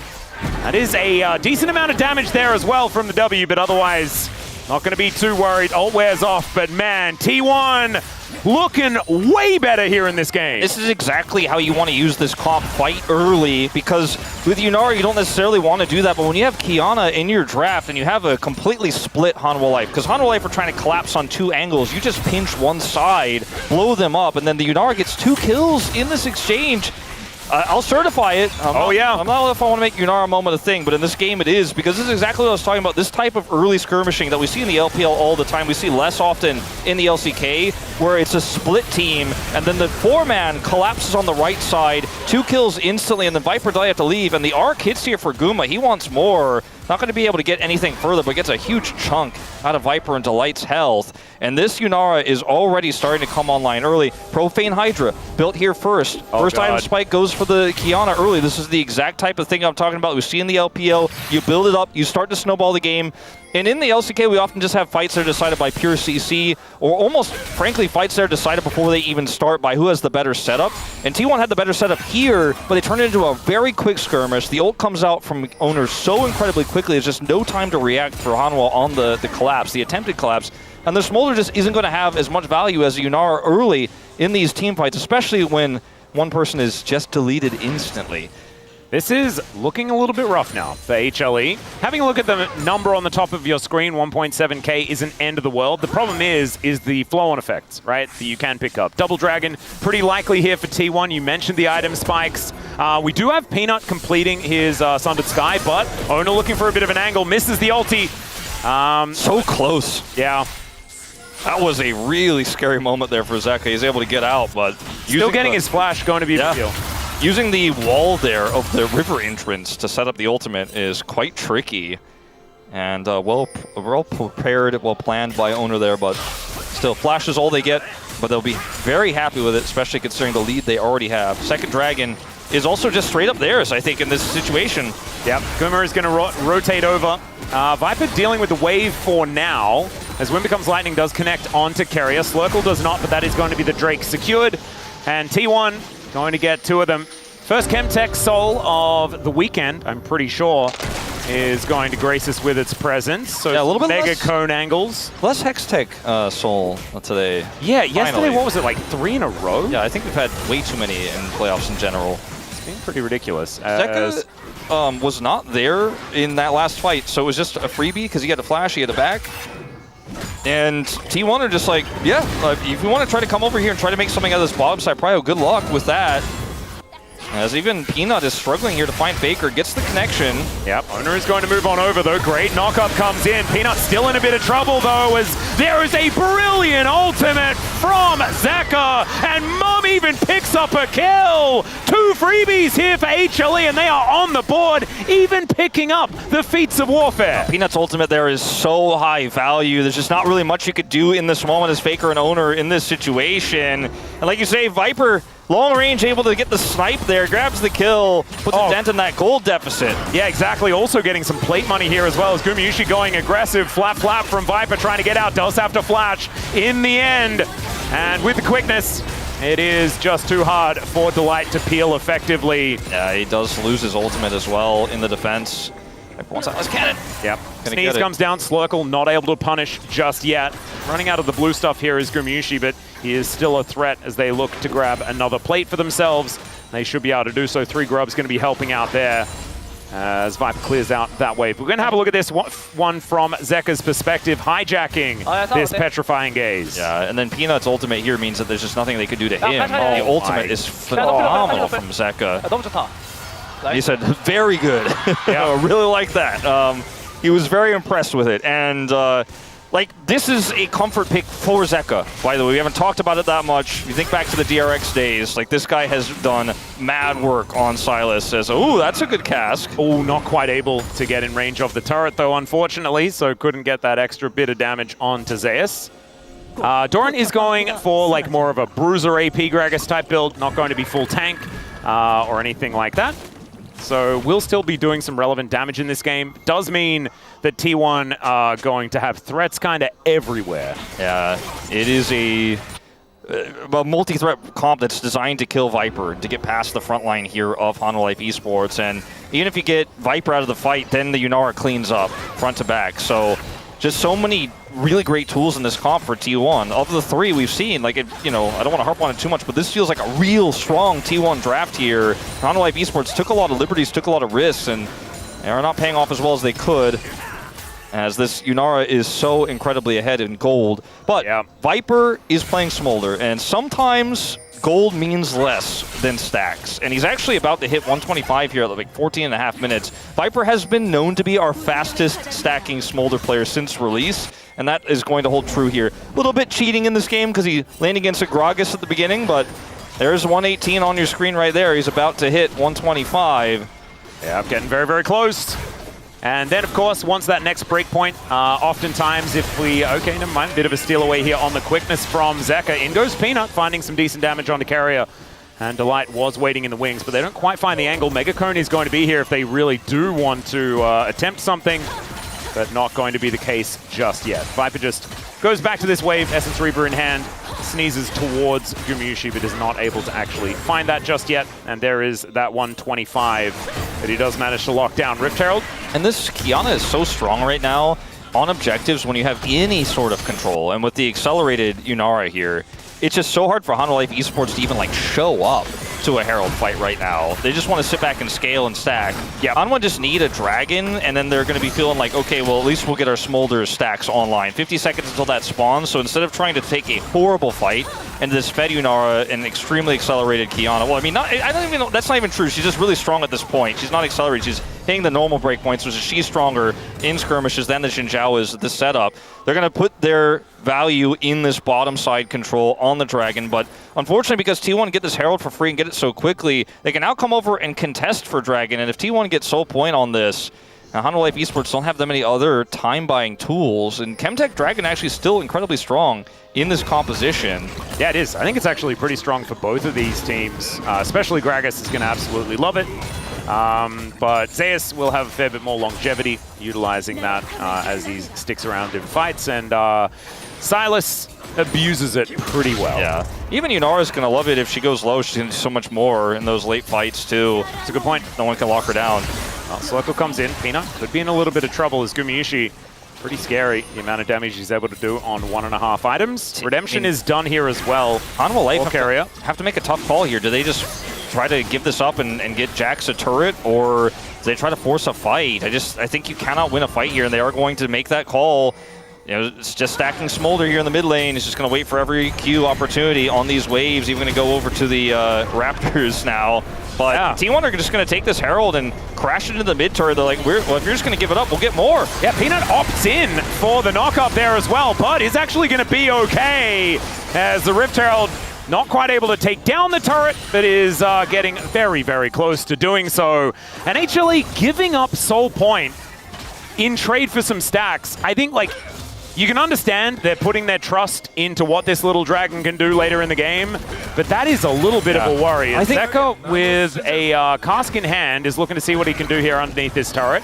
Everyone's making their way over, though, as Ona gets in. Fair bit of damage down onto Delight, as the barrel is going to come on through for the disengage. Redemption gets the health back into the cattle. They should be okay. We have talked so much about the growth of teams like B&K. D+ is kind of recent glow up as well, but KT Rolster dominating the conversation yesterday. But Hanwha Life, even though they're really far behind in this game, the 3 dragons down, this draft is insanely risky. Old Hanwha Life just send it on that dragon. Yeah, they And do. even though I think it's not a positive outcome, I think it's the right call to just say, leave the Jax up there, get some Smolder stacks from Viper. We can't win this fight. If they lose that fight, I think the game is lost 100%. And Hanwha Life being a lot more measured than they normally would, it's a 700 gold lead, right? It's not the end of the world. It's a really bad game state for them, but if they can survive, this game is still playable as long as they don't get wiped, as long as they don't give T1 that amazing Yunara fight they're looking for. They gave him one on the top side of the map, and that was a great setup from Owner. But they're not going to do that. It doesn't look like they're going to make that same mistake twice. As Viper's getting very close now, 175. And once you hit 125, you just start stacking so quickly, as you can see here. And you also have pretty ridiculous wave clear. So you saw that turret went down extraordinarily low, but they weren't able to take it. And so now it's going to mean that Zeka can lock down that first turret here towards the bottom side of the map. Feats of strength going over to HLE. I mean, they had threat in all 3 lanes per turret. Viper gets away with so much damage with the wave clear mid. Zeus was pressuring that top turret, and then the bottom turret just goes over to Zeka with no answer from Faker. He's too late to catch that wave. And so they get feats of strength. They actually minimize the gold lead even further. They do have to be really careful, though. Soul Point is a big deal. Yeah. It's a big sacrifice that they have made, but could be worse. I think that it's very unlikely that Viper will hit the breaking point before then. I mean, it is kind of possible if like team members stack up and he hits a bunch of Qs on them. But if he can slow down the Dragon fight or pressure with Jax and get a bunch of value elsewhere and force T1 back, maybe there's a world where they can slow it down. But I think the Chemtech Soul is probably lost, right? I think Hanwha Life will not be ready to fight just yet at that point. But if they can win every other fight, namely the first Elder and the subsequent Baron and Otacon fights, then they feel like the gamble has paid off. And so for T1, you need to lock down all of these objectives. You need to be ready to fight. You need to be trying to force Hanwha to fight at every single turn. You have to be proactive. You can't just sit on this 1,000 gold lead and Fed Yunara and say, well, it's a freebie, because it gets harder from here. Yeah. That is Rapid Fire Cannon done, so 2 items each for both of our AD carries in this game. They're just going to start this Otacon right away. I think this is 100% the right call for T1 because Hanwha Life do not have an easy answer. Yeah, they are not in position. However, Zeus is doing a decent amount of work towards Doran here. Peanut moving in, Faker off to the side. Petrifying Gaze in hand. This ward getting them a lot of information though as the teleport to come through from the Gragas. Same thing to be said for the Jacks though as they make their way down. I just don't know whether HLE can get here in time. As Peanut's going to flash forward, it is going to be secured by Ona though, but look at the damage from Viper. Gumayushi also starting to pop up, but he's taking so much on the back end. And HLE still staying amongst it. Faker now fighting them by himself. And Zeka keeps himself alive, still flashes away from Carrier there. And T1, they take the Otacon, but they lose the fight. And now Viper's going to have stacks for the Chemtech Soul. He actually will. He got so many in that fight. And off the last wave, he's just going to take this bottom wave. He's going to hit 225. This is a huge turning point in this game. Even though T1 secure the Otacon, it's such heavy risk here. Oh my god, look at the setup. And Delight gets in here. Look at how much damage goes on to Guma in this exchange. He takes so much damage there from Viper on that final Q. He actually just can't be in the fight anymore. And when Yunara is split like this, then you can just isolate Faker, take him out, and look for the turn. Carrier going in here, extremely greedy, looking for the snipe onto the Silas there, onto Zeka. Is unable to get him, does get away, but this is a huge turning point potentially because now Hanwha Life Esports can fight. Now this soul fight is not just an imagination, it's a real possibility. 225 for Viper as it spawns. And he has flash. And Gumayushi is not so lucky. No summoner spells. 5 seconds until his ulti's up. And so he will have that for the extra damage. But Peanut looking for a fight before that even happens. Quickness, very, very close to being up. Supreme Display of Talent is going to be there. Petrifying Gaze as well. But this feeling like make or break. As Zeus off to the side, looking for a bit of an angle. Zeka as well, wanting that pincer maneuver. 227 stacks, as you mentioned. Wolf Viper is in position as far as that passive is concerned. Angle here for Zeka is pretty huge too. Yep, Mom could get pretty angry as well as Zeus goes in. There's Mom down as well, so much AoE damage, but it's the Zinzao that goes down first. Petrifying Gaze is phenomenal and T1 stand their ground. Viper is the last man standing, and can he actually get anything done is the question. The rapid fire cannon giving him a fair bit of power, but Ona, he has the smite, and it's stolen! He still kills him! Oh my god, he flashes forward. Gumayushi down so incredibly low. Faker does finish him off, but Viper may have just saved the game. Viper almost just 1v3'd Atlas! They actually have a little bit of health here on Guma and a wave. They might be able to push this inner, but that is all that T1 are going to get. They don't get the soul. Viper likely saving the game here as Zeka has this flank angle right with Zeus. The collapse seems incredible, but look at Faker's positioning. Look who's not caught here in the initial salvo. He actually goes over, even though with the charm, is able to set up a massive ultimate here. They wipe the floor with the rest of Hanwha Life Esports, and then Viper is the little dragon that could here, looking to set up some Qs onto these members and burn them down. It's a really cautious play here that T1 have to play. But look at this smite. Oh my god. Actually, I cannot even believe it that happened. I can't either. I feel like it's I don't know. One tick away from killing Guma as well. Like, it was actually so incredibly close.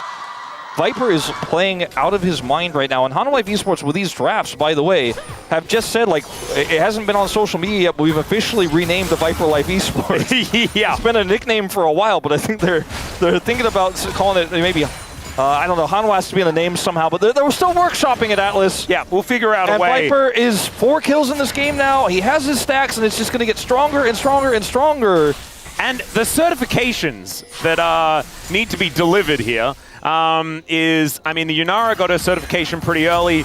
I feel like the Smolder is going to get there as well, as he's just continuing to put stack after stack into this champion. 268 now. I mean, he's going to be able to output so much more damage than the Yunara if the conditions are met. And then that last fight with the flank from Zeka and the stolen Rakan ultimate, the gaze was amazing for Faker, but Viper was, all the space was bought for him to have that 1v3 moment. If things go a little bit better, and it's not a 1v3, that fight just goes the way of Hanwha Life, and they get an easy cleanup. And See what it, like, in the most ultimate hard mode, what Viper was able to do. Imagine on even footing what he's capable of now. Yeah, that's the ridiculous thing. And the fact that they do buy themselves a little bit of extra time by taking away that dragon is an important one. But now Baron's on the map. T1 have this angle here to potentially start this up and force Hanwha over and look for a turn, but it's not the same lead T1 had before. The gold lead, bigger, but this Smolder is online, and that's just very difficult to quantify in terms of gold. It's really just about protecting this Yunara. Guma has to pop off. He hasn't died yet in this game, and that's going to have to continue in this next fight if T1 are going to either start this Baron or force a fight around it. There's still not a lot of great tools to kill this Yunara. Viper's going to need a lot of time in order to do that, or a lot of insane plays from Zeus and Peanut, who are really the best ones who can get on top of Gumusi in this game. He has Ghost and Flash available, his ult, of course. Yeah. And he also has Infinity Edge. Viper doesn't have that one yet. He might be able to get it on this back. I think he is. That's incredibly important if he does do so. And as we can see, there it is. Oh, okay. Delay on the UI. He did get it. Yep. So going to be able to pick up that IE pivotal item, and will be able to get back before this Baron is started. T1 with so much vision around this area, though. This is such an incredibly close game. It is. And you might be looking at it and you're like, oh, but guys, like 2.7K, Soul Point, Articon, T1 have so many things. It's just so hard to quantify a Smolder. We saw it in that last fight, the fight prior. Mom does so much damage, and now these Qs are just going to be cutting them up. He's already done the most damage in the game. Yeah. And that is only going to get worse, or better, if you're an HLE fan. So T1, it is an uphill battle, but I feel like in this game, T1 actually has a way to win. Yes, no, I mean, look, Faker has the arm guard. It hasn't been broken. He has that extra ability to survive any engages onto him, because he is going to be much more up into the front line than Guma is. He had a phenomenal team fight there on the Dragon just moments ago. Obviously still not enough to cleanly take Viper out, but enough to win the front part of the fight and empower Guma there in the end. But like, they have a lot of great tools. The build here for the Gragas, who also has arm guard, is phenomenal. Kiana has a game warping ultimate that, if set up in the correct way, if T1 can maintain this vision control and prio for this next Dragon fight, 100% winnable. Like, T1 could actually win the game with a clean ace right here, right now. But again, there's so many tools. There's so much frontline here for Hanwha Life to set up for Viper. And really, this team fight's going to be about how many Qs does Viper hit? How many does he get off? If the answer is like more than 8, we know the answer to who wins the fight. That's going to be a long fight. That does indeed happen. Slurkle going to connect, as we've got a few skill shots going a little bit wide. You can see Ona trying to find some moments here. Teleport in from Zeus, though, as we've got another fight for another soul. And let's see how this one's going to go. Viper finding one there as Peanut goes in, looking for a bit of an angle. Delight in a lot of trouble. Has to use the ulti, but the cask doesn't do anything. Doran goes golden. Viper is relatively safe at this point, but you can see T1 still going for it. But both solo lanes are dead. The Yunara is popped like a balloon, and Peanut just puts a spear into the back of Carrier, and it's only Ona left alive. HLE, I think they're poised to get a 3-0 against T1 here today. That was real cute from Ona. So it may not be an ace, but it's still probably going to be a Baron. I mean, he does not have Flash, and I do not think he's going to be looking for a steal as Zeus is trying to end this mid-turret. He is coming over here. See if he can make something of this with no real... They have vision. Yeah. Okay, here's Viper is just getting...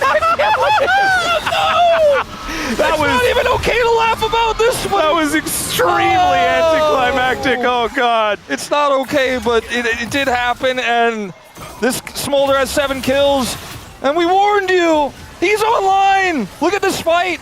I didn't count the Qs, but he gets a lot. And the sidestep from the cask as well. If he's tagged by that, he might be dead. He gets hit by the Kiana ultimate, but there's no follow-up. Faker is dead, and it's just front to back from here. Just too many threats to get on top of Guma while Viper just layers damage in. Like, the Silas pick does so much work here in this draft, and I thought with the lead T1, oh, don't do it. So, flap, flap, flap, goodbye. Well, like, what the lead T1 had, they're supposed to have in this draft, and the massive lead that the Yunara had, I thought, surely this Smolder won't get online, but he's able to weather the storm, and now Hanwha Life looking for a 3-0. Yep. Doran trying to get away here. He will be able to do so. And it's technically an upset, right? Like, most analysts predicted T1. I mean, it's technically not an upset, right? because HLE was second place. Yeah, they have well, the highest seeding in this game. So technically, not an upset, but in actual fact, from what we've seen from the form of these two teams in recent memory, it's an upset. I mean, it's the analyst prediction upset, but at the end of the day, Hanwha Life showing up and 3-0ing, not one person thought that outcome was possible. Not one person thought it was even close to possible. It's exactly the same as Road to MSI, but the other way around. Exactly. And that was not what I was. It wasn't on my bingo card. Not today, as the stolen cask is going to deliver to Torin. Not exactly the ideal target. As Mum comes down, doesn't get a whole lot of value, but I just don't know whether it matters. Faker off to the side, just getting pulverized by all of these HLE members, and yells into the abyss. Doesn't find a target with the ulti. And the rest of T1, not a whole lot of options. Oh, Zeka, at least, yeah. No, that was Peanut that died. Zeka goes down extraordinarily low, so does Zeus. But Viper, he is still at full health with a GA. And Zeka dives forward, avoids everything. Gumayushi gets charmed up and eviscerated.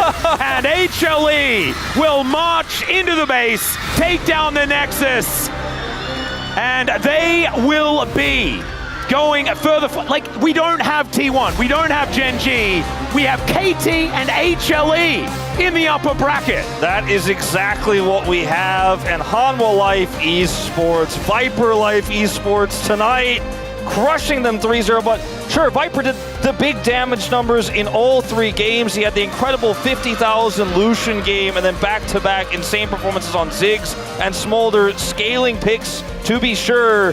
But you said it was kind of like the reverse of Road to MSI. Well, HLE call this best of 5 Road to Worlds, as they will be joining Gen G there with this 3-0 victory. And KT. So we have no T1 yet, and 3 teams locked in for Worlds. And when you look at the performances of all the Hanwha players, Zeka has been quite absent until today. We've seen Peanut be almost a detriment oftentimes until today. This team firing on all cylinders, playing through Viper in draft, a risky draft in game 3, but they trust him. They trust the teamwork that is required to get this Smolder off the ground. We didn't see Ruler find success with it yesterday, but it will be Viper and Hanwha Life who do it here today, and the Kiana win rate remains 0.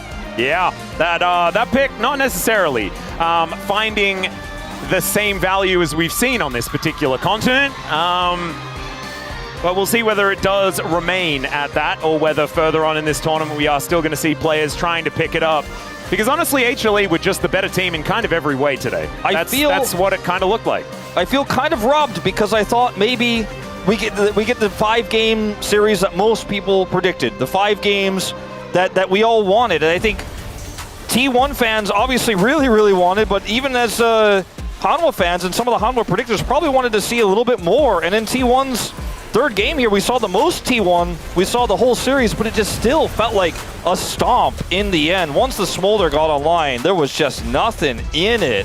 Yeah, and Hanwha, like I said, even though I feel robbed, I feel also good, because I feel like we have this new challenger again here in the LCK playoffs. Yeah, and the thing I love about it is it's incredible levels of play that have delivered both Viper and BDD to Worlds once again. And I've just been, the whole weekend, I've just been thinking back to Gen G versus EDG 2021 in that semifinal, where these two players played some of the best League of Legends they ever have. We caught glimpses of that here today. We actually had a whole series of it, of BDD and Viper, one after the other. Wouldn't it be exciting if they were about to play a best of 5 against each other here in That would be so cool. Do you think we could get one of those, Wolf? I would personally really be happy if we would. Well, let's see whether that is going to be able to deliver on the level that I'm hoping. It might be a little bit too much, but right now with the form that they're in, it is looking possible. But HLE having a little bit of a listen as they close this game out.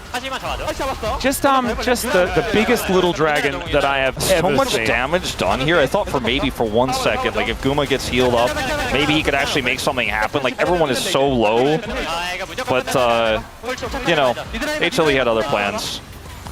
Yeah, their plans involved a full health Smolder. It's a Rakan stolen ultimate here from Silas, but he doesn't even need it because he hits chains on Guma and kills him anyways. Oh, and you can see there's a lot of hype here for Hanwha Life. but I think not as much as it would have been if it was a hard-fought series. This is a very different reaction than the KT coaching booth upset win yesterday, where no one trusted, no one believed. But after the 2-0 start, Hanwha Life even kind of experimented in the Game 3 draft and then still came out on top. This was a very, very dominant series. I would argue the most dominant we've had since play-in started. Absolutely. I mean, we haven't had very many 3-0s here since the play-ins began. Only the 3-0 with the D plus Gia, right? I think that's the only one. Yep, so it wasn't actually possible, as this is the most no-brainer POM that we have ever got, I am pretty sure. I want to see the average damage. Did we calculate what he did on Smolder? Because we were at 45.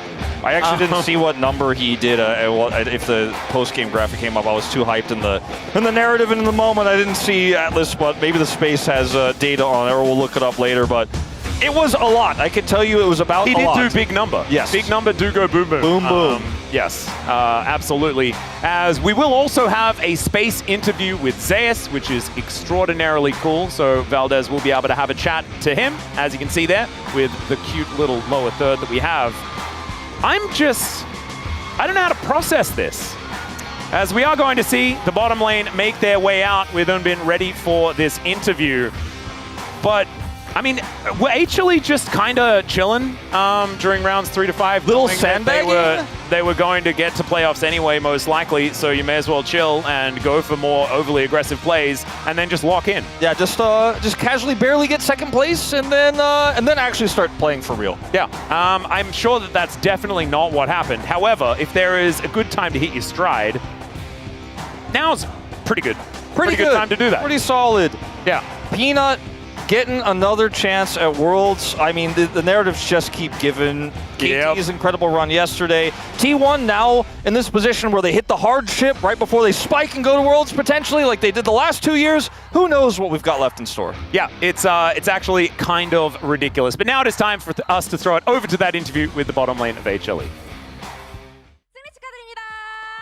Thank you very much, guys. This is Sierra for the post-match interview translation, joined by Viper, the POM, and Delight on the side of Hanwha Life Esports. With today's win against T1, you've earned so much. You're going to the finals qualifier and secured minimum 3rd seed of Worlds. So how do you feel? Honestly, it feels amazing, and just getting a revenge against the opponent that we have lost against in the previously, it feels even more amazing. And aside from Viper, Delight, you had an incredible showing as well, and many predicted a 5-game series today, so what were your own predictions?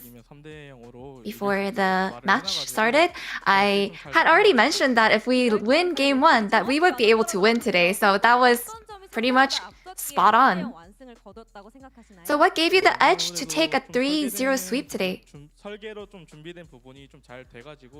I think we had prepped our own setup in the game that actually made the game a lot smoother.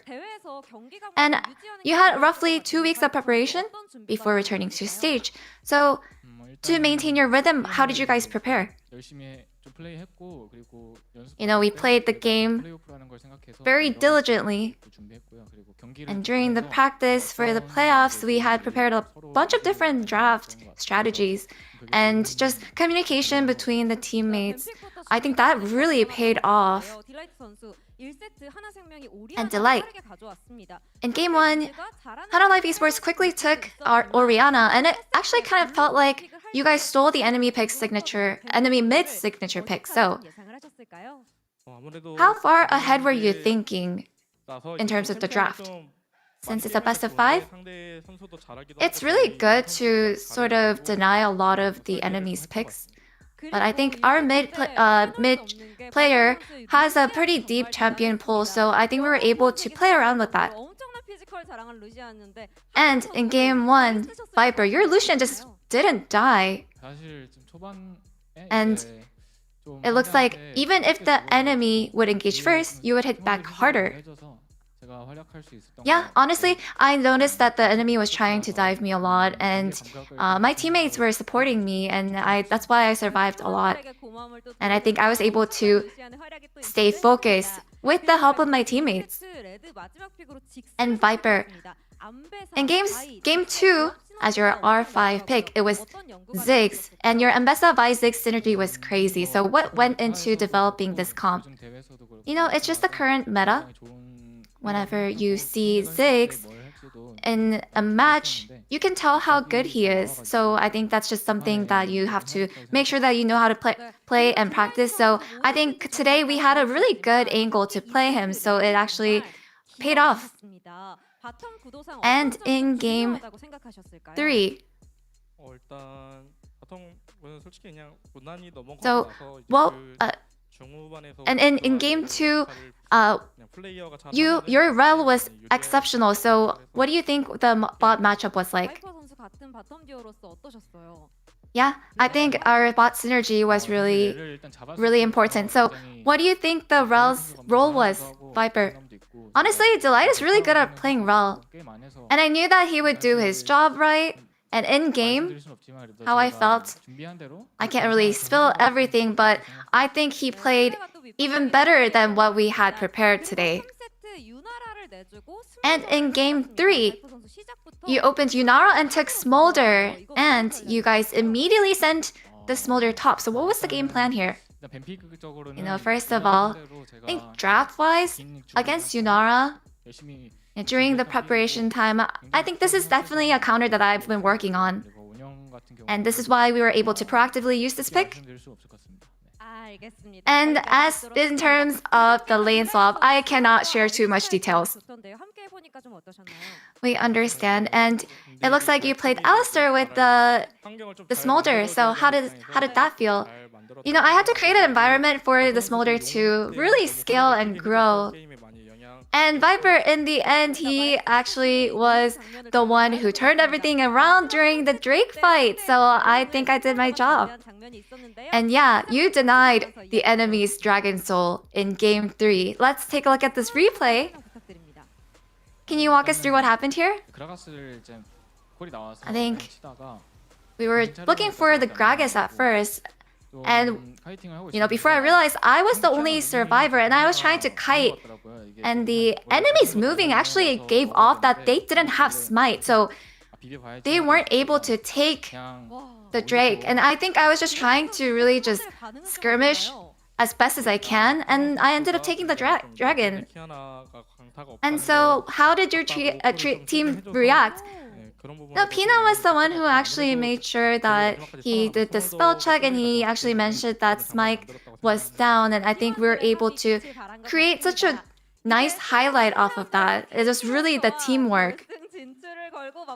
And now, you will be against KT Rolster in the upper round 3 with the finals on the line. So what mindset will you play against KT?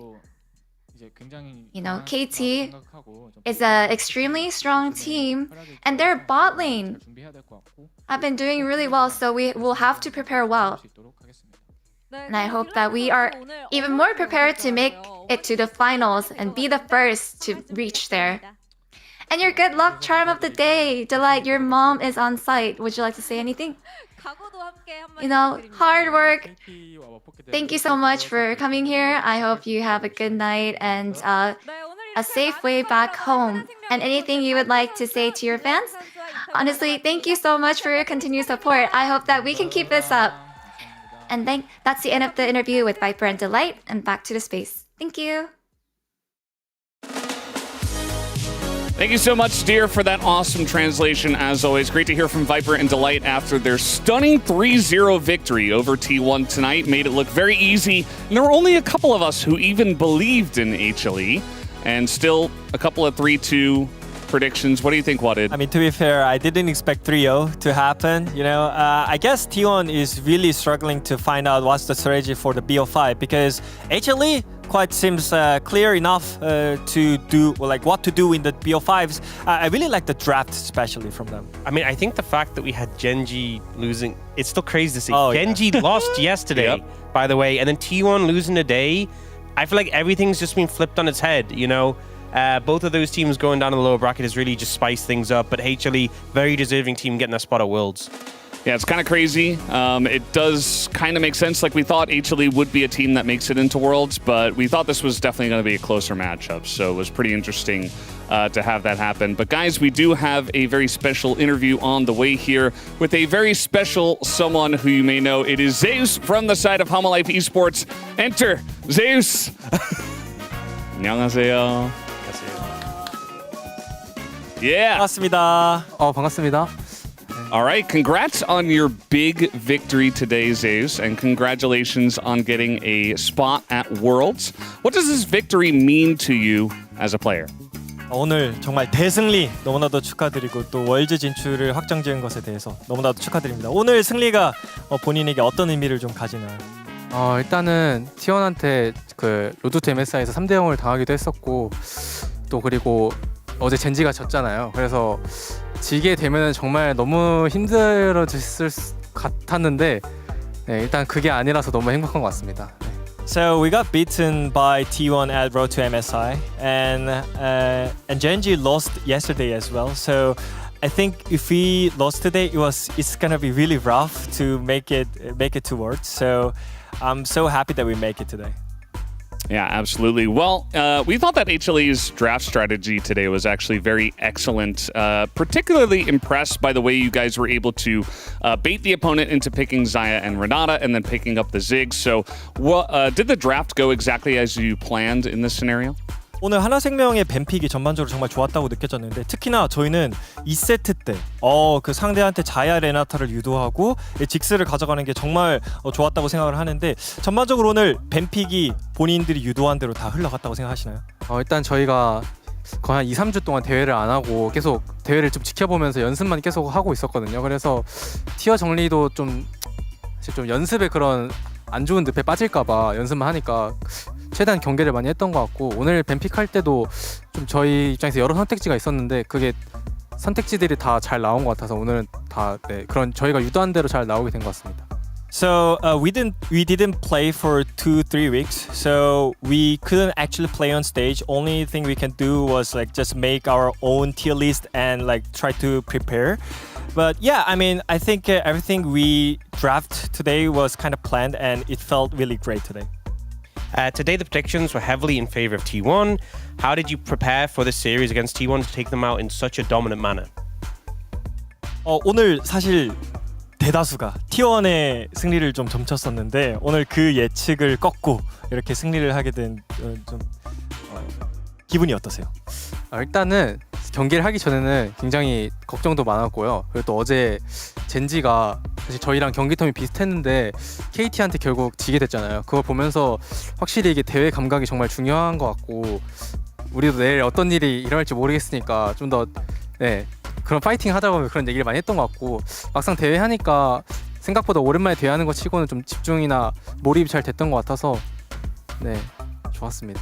So yeah, I mean, we were so worried because yesterday we saw Genji fallen against the KT. So we were kind of prepared, you know, like everything can happen on stage. So like we were like thinking that, oh yeah, like on stage experience is so much important. So like you're like preparing for more on stage, and yeah, I feel relieved because like we actually got the win today. So yeah. Yeah, especially in a 3-0. So in game 3 today specifically, we had a pretty unique lane swap situation. By the way, we have so many fans here celebrating Zeus and his victory. Could you tell us the reason behind the lane swap and what kind of conversations took place with Viper going top to solo against the Gragas and kind of having the Jax Alistair lane in the bottom lane? 오늘 3세트에서 진짜 특이한 독특한 라인 수합이 나왔는데 이 라인 수합을 하게 된 계기 혹은 또 그 아이디어가 있을까요? 일단은 저희가 준비 기간이 길었잖아요. 또 얘기하게 되는데 T1이나 젠지가 사실 너무 강했고 리그에서 잘해왔던 강점들이 있기 때문에 또 저희는 뭔가 저희만의 어떤 그런 필살기가 있어야 될 거라고 생각을 좀 했었던 것 같고요.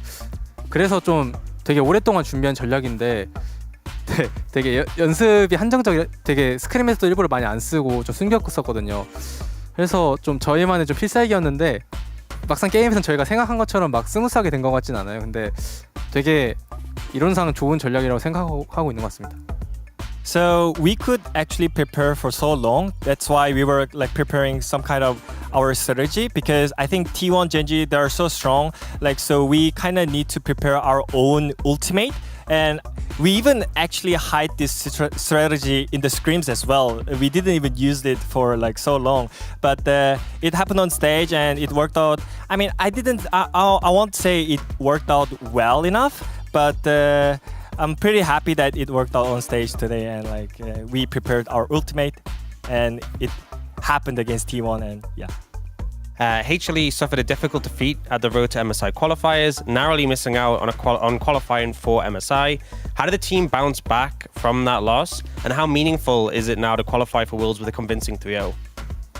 이제 사실 하나생명이 정말 그 로드 MSI 때부터 좀 긴 기간 동안 많은 힘든 시기가 있었잖아요. 근데 어쨌든 그 힘든 시기를 다 이겨내고 오늘 3대0으로 깔끔하게 월드 진출을 확정 지었는데 정말 이거 얼마나 좀 뜻깊은 그 승리였는지 말씀해 주실 수 있나요?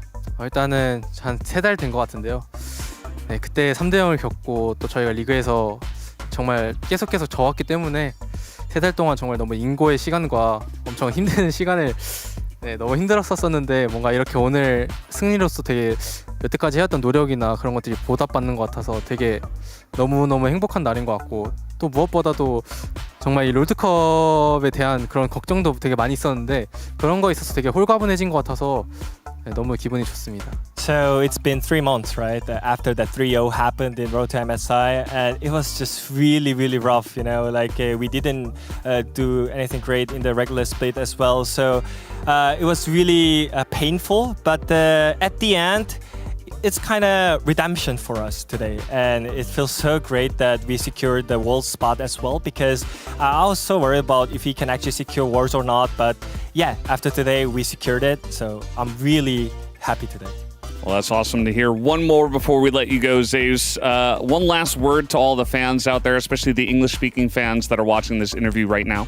마지막으로 이 글로벌 팬분들이, 많은 팬분들이 또 제우스 선수를 응원해주시고 하나생명 응원해주고 계신데 마지막으로 영어권 팬분들에게 한마디 해주실 수 있나요? I will take the cup. Oh, you will take the cup. He will take the cup. Yeah. Zeus will take the cup. You heard it here first. And at this point, I wouldn't even be surprised. Thank you so much, Zeus, for the interview. And thank you for being with us. Say bye-bye. Thank you, Zeus. And 감사합니다. thank you so much for the interview. And awesome to have Zeus with us, as there he goes. Goodbye. He's so top lane. Yeah. He takes the fastest Here he was lane, at the end right? too, his head even in the gym. So awesome to hear from Zeus, and I hope the best for him and for HLE. But guys, now we do have the best ceremony of the week at the playoffs here. So looking forward to all of them. Of course, we have KT winning, and that comes with a lot of different ceremonies here from them. Oh my god. You can't beat this one. Oh, it's so good. So good. Do we already have a winner? Is that the winner? Oh, I think this is the winner. This is the winner. This is the winner. BDD cry. No. Oh my god, I feel so happy for him. It's just overwhelming emotion, very obviously. Oh and then my god. This is the best. This is the best for sure. It's not flashy, but you know. Also, Delight. It's very meaningful. A Delight? Kind of a Good. simple one? Yeah, agile. You know, good vibes. Yeah. I mean, I love the Peter. I'm a big Peter fan, but the PDD one was super meaningful as well. I mean, that KT series was just crazy. I mean, this both today and yesterday. I don't know what you guys felt going in the playoffs, but it's delivered. I mean, Zeus looked so happy today, by the way. Like we could really see it from his face as well. Like he looked so happy. Yeah, it was super cool to have him as well and to get to talk to him after the victory. So you can let us know in the chat who you guys think should deserve the ceremony victory. But let's take a look at the POM and the votes here and who did go where. So you guys kind of had mixed votes with Peanut and Delight, but most people win for Viper.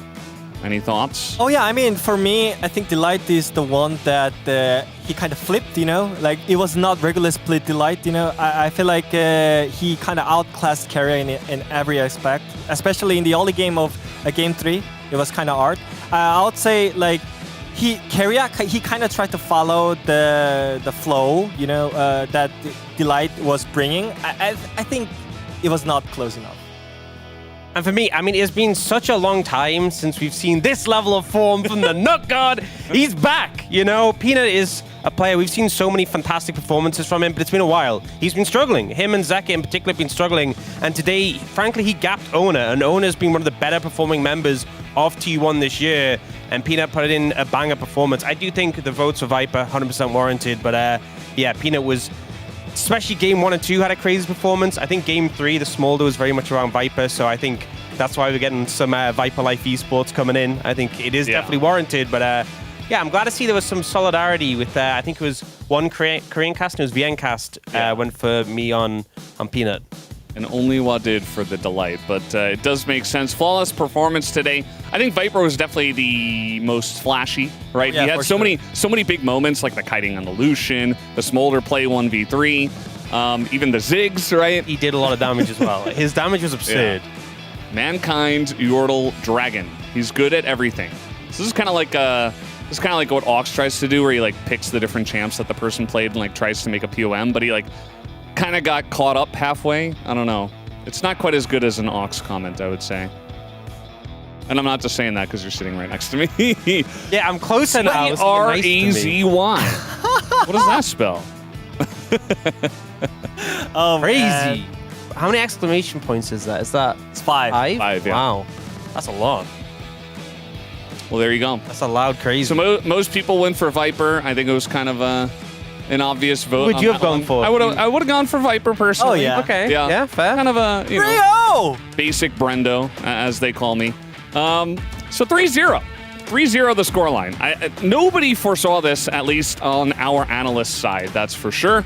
Definitely some of us thought that HLE were going to be the favorites, but that it was going to be close. So, you know, our series yesterday, we thought it was going to be very one-sided, yet it was very close. And KT actually took the win. Today, we thought it was going to be close, and yet it was very one-sided. It feels like we just don't know anything about the playoffs right now. It's just... this is one of those things where, you know, we have pick'ems at Worlds, and it gets reduced so quickly, and there'll be like one person who has the correct pick'ems, and you look at it, and you're like, who came up with whatever this is?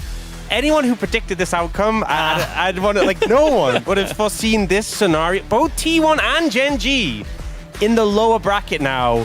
And D+ and BNK FearX, whoever goes forward has an absolute gauntlet ahead of them. Oh my god, this is crazy. I think that secures either T1 or Gen G as 4th seed, right? No? Okay, no. Degon's telling me no. He's here, by the way. So we'll have to see what happens in the future. But either way, DK will be up against BNK, and that is going to be our first match on Wednesday for the lower rounds. And here is, of course, Challenger League. If you guys are interested, make sure to see the up-and-coming talent at the LCK. As now we got another birthday song. Thank you very much. Happy birthday, Baldes! Happy birthday to you! Should I make a wish? I wish for... You can't say you wish. You can't say you wish out loud. It won't come true. Okay, I won't.